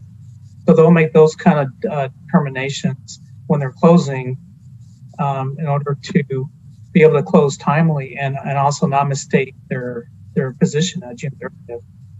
I don't know if that helps at all, but that's kind of what I mean by, you want to balance it too. You want your your numbers to be as accurate as possible, but not at the expense of late information. And I appreciate that. It's just when you were saying under a certain threshold, and I'm thinking back to our previous conversations, I mean, the board's previous conversations, it seemed much more substantial than that. That's why I'm just saying, you know, should we expect to see that as a finding in the future? Yeah, I mean, something I want to bring up too that Karen brought up, I thought it's a great thing. You also have to look at the qualitative nature of the transaction. So, you know, one area of abuse we see in a lot of our clients are travel. They're not big numbers, but it's something where the public, it's something that makes a newspaper, basically. So if you have some, you know, and I'm sure you see it all the time with entities where you have, you know, department heads, you know, staying at fancy hotels and, you know, paying for family members and getting extra meals. You know, something like that may not be quantitatively significant, but that's qualitative. So that's something, again, you want to use your judgment. That's something where I'm probably not going to use a threshold. We're going to, you know, follow the county policy, you know, because that comes up a lot, and that's the kind of thing that does make the newspapers, and public cares about things like that. Okay, and I do see the auditor has her hand up also, and then Supervisor Bushnell, and then Mike, did you raise your hand too? Okay, so the auditor, then Supervisor Bushnell, and then back to Supervisor Wilson. Thank you, Chair Bess. I'm hearing that there might be some misunderstanding about what closing a year as is means and what a prior period adjustment is.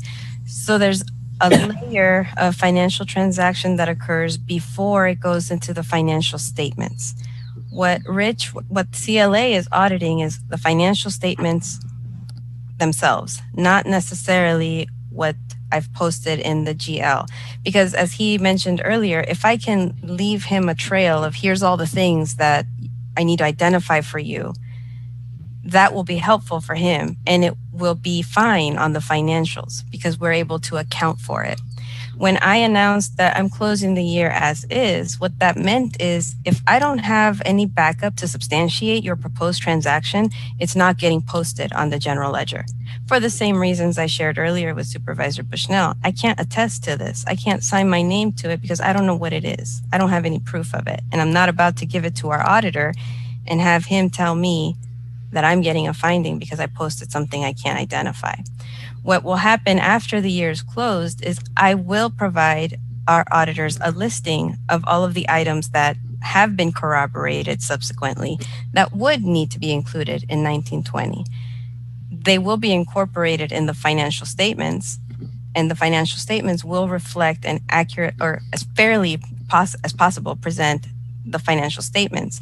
The finding might result if the amount was significant, or if it even needed to be a prior period adjustment.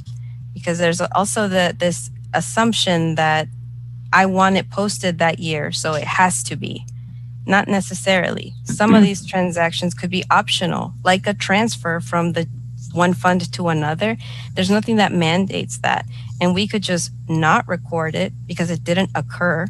And then when it does occur, it'll just be recorded like a regular transfer, not a prior period adjustment. I say all this to point out that this is a very complex activity that we're doing with just closing a year and translating it to financials. And we haven't even covered the fact that we've got enterprise funds reported differently from governmental type funds. The intricacies of it all is going to be a lot more than what we can cover in this meeting. But I do want you to, hopefully rest assured that my office has the public's best interest in mind. We don't want a lot of audit findings, but we understand what they are. We don't want a modified opinion, an adverse opinion, or a disclaimer of an opinion. So we are absolutely going to be forthcoming with our auditors about everything we could possibly identify to avoid that. Well, and maybe you can just... And we'll keep coming back here to, yeah. So sorry.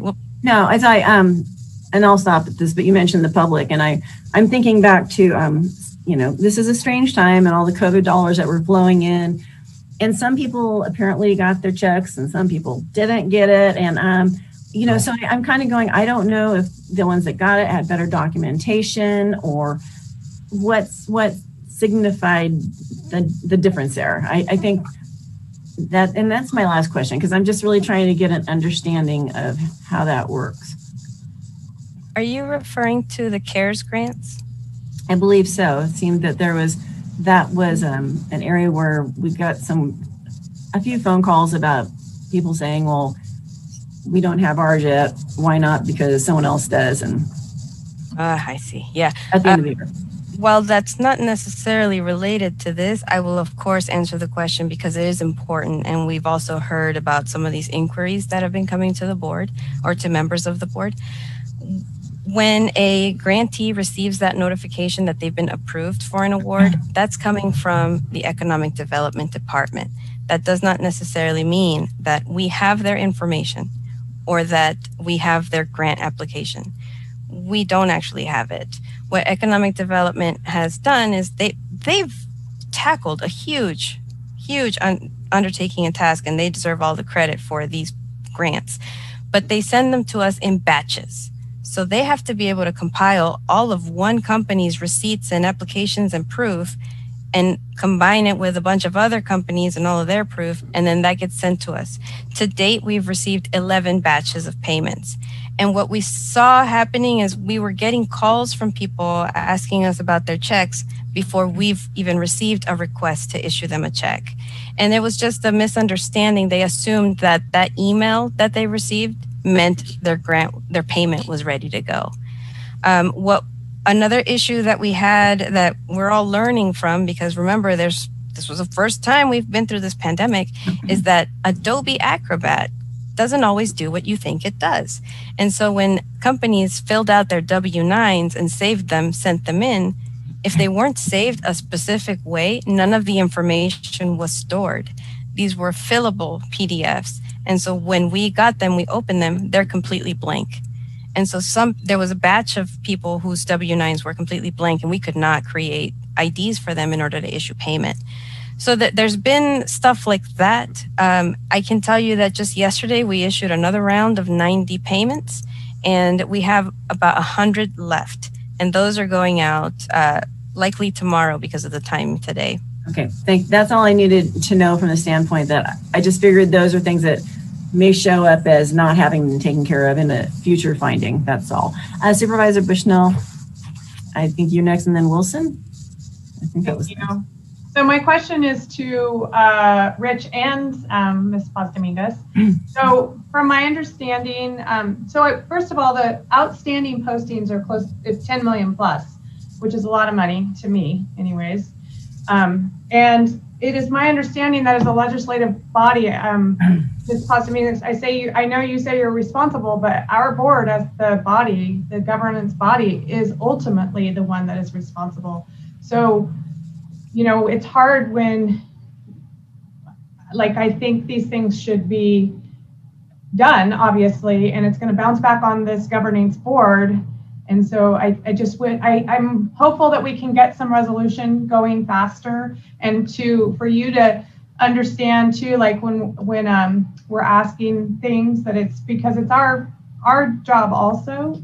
And so I think there's some confusion there also. And, as the governance body being held ultimately responsible, I think that we need just to work better with all departments, and all departments work better with you also. So just my thoughts as I'm listening to all this. It's, I understand it's your signature, but ultimately it comes back to the board as responsible.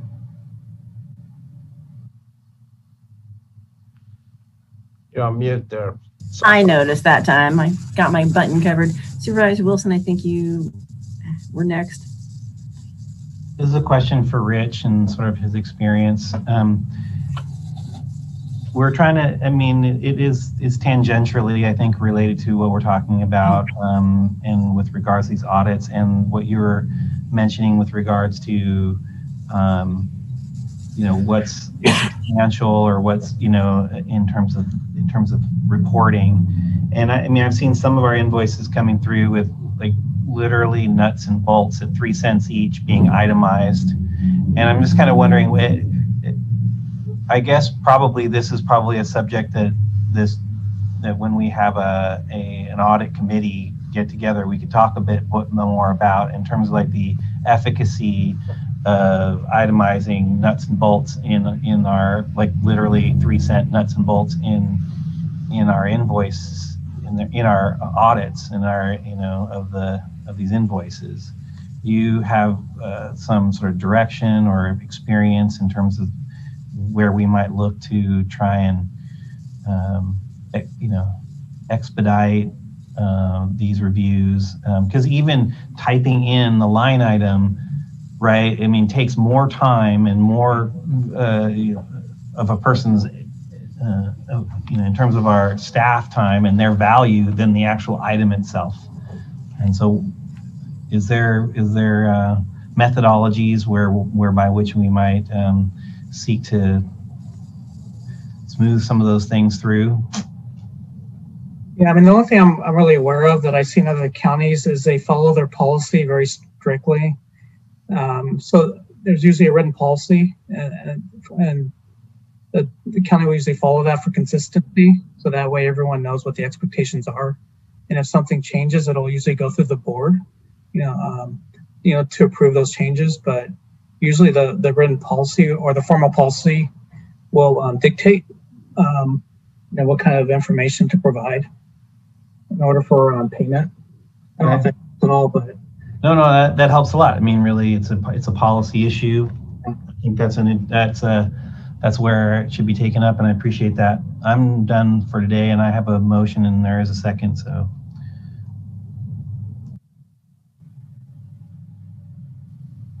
All right, so I see the auditor's hand up. I'm so sorry. I forgot to unclick that. No worries. But I will say I'm very grateful for this opportunity. And I do think the department heads deserve kudos for the work that they've done to get us here, because in spite of all the confusion and all the stuff that's come through this pandemic, there is a lot of positive change. And I'm looking forward to more of it. Supervisor Bohn? And so I guess I'm just looking at my final note, and I missed Boss Dominguez, I guess. And you said to expect, because of delays or the pace, I think you said, to expect more of this in the future. Is that more findings where they'll just become part of our annual thing? Was that what you said, to expect more of these? Is that, will we ever get back to 2 findings or 1 finding? Or, I mean, the pandemic's going to go away, so we're going to have, all of us are going to quit being able to blame it. I mean, all this blaming on the pandemic, you'd think our payroll would have dropped by 50%, but it didn't. I'm just saying, are we going to have these findings? Because you said, I think exact quote was, expect more of these in the future. Was that accurate, or did I misunderstand you? Okay, thank you for the question, Supervisor Bohn. When I was talking about the pace, I meant that don't be surprised if some of these are repeat findings. We've already addressed some of them already, and you won't see them in the 1920 audit. And we talked about them, like the transfers in, the interfund activity, the capital assets for Fortuna, the PARs. We've made a lot of improvements, but some things, like, for example, the cash reconciliation, that's going to be a significant undertaking that you'll likely see in the 1920 audit, probably in 2021 as well, because we're currently in 2021. So that's really what I meant, is that I've never seen an audit report for this county that only had 2 findings. So I'm curious about which year you're looking at. Some of these findings go back 10 years. What I'm saying is that while the goal is to have no findings, there's always potential for a finding, and it won't necessarily mean that you get a bad audit. Great. Thank you very much. Thank you. All right. Oops. I moved and seconded.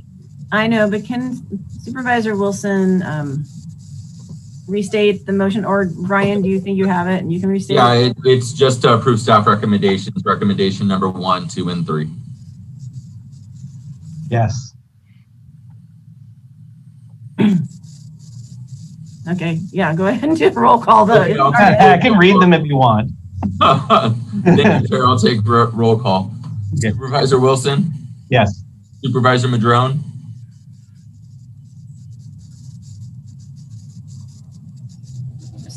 Supervisor Madrone? Yes. Thank you. Supervisor Bushnell? Oh, was that? I'm sorry, you cut out. Yes, and I wanted to thank the presenters also. Thank you for the presentation. Thank you. Supervisor Bass? Yes. And Supervisor Yes, and someday, Mr. Gonzalez, you will want to invest in Humboldt, I hope.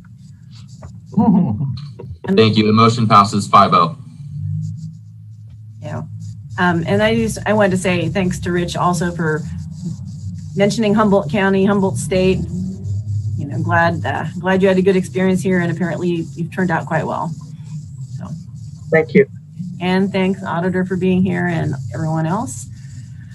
And I guess we'll move on with our.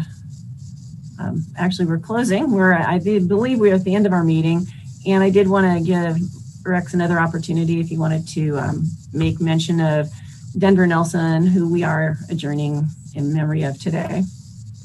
I really am. I got choked up earlier. He was just one of the good guys, and I mean, you know, he was he had bushels of wheat in Iowa. I mean, he was just a Renaissance man. Like I said, we've forgotten so long that he was a neurosurgeon, but he was an expert on the Klamath River.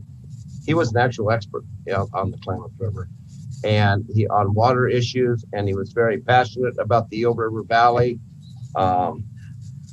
Built the state-of-the-art dairy with his daughter at one time, and I mean, still a state-of-the-art dairy, still operating with her and her husband, the Rattlefingers.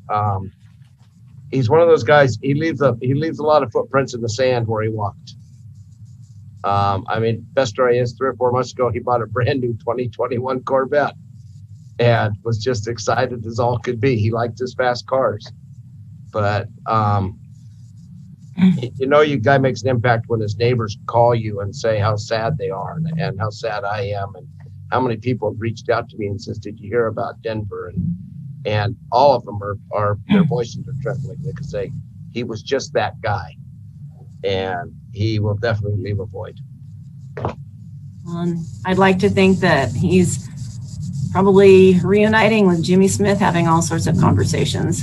You know, it just seemed like they got along quite well, and I was, yeah, I have to try to think of something good. Yes, Supervisor Wilson.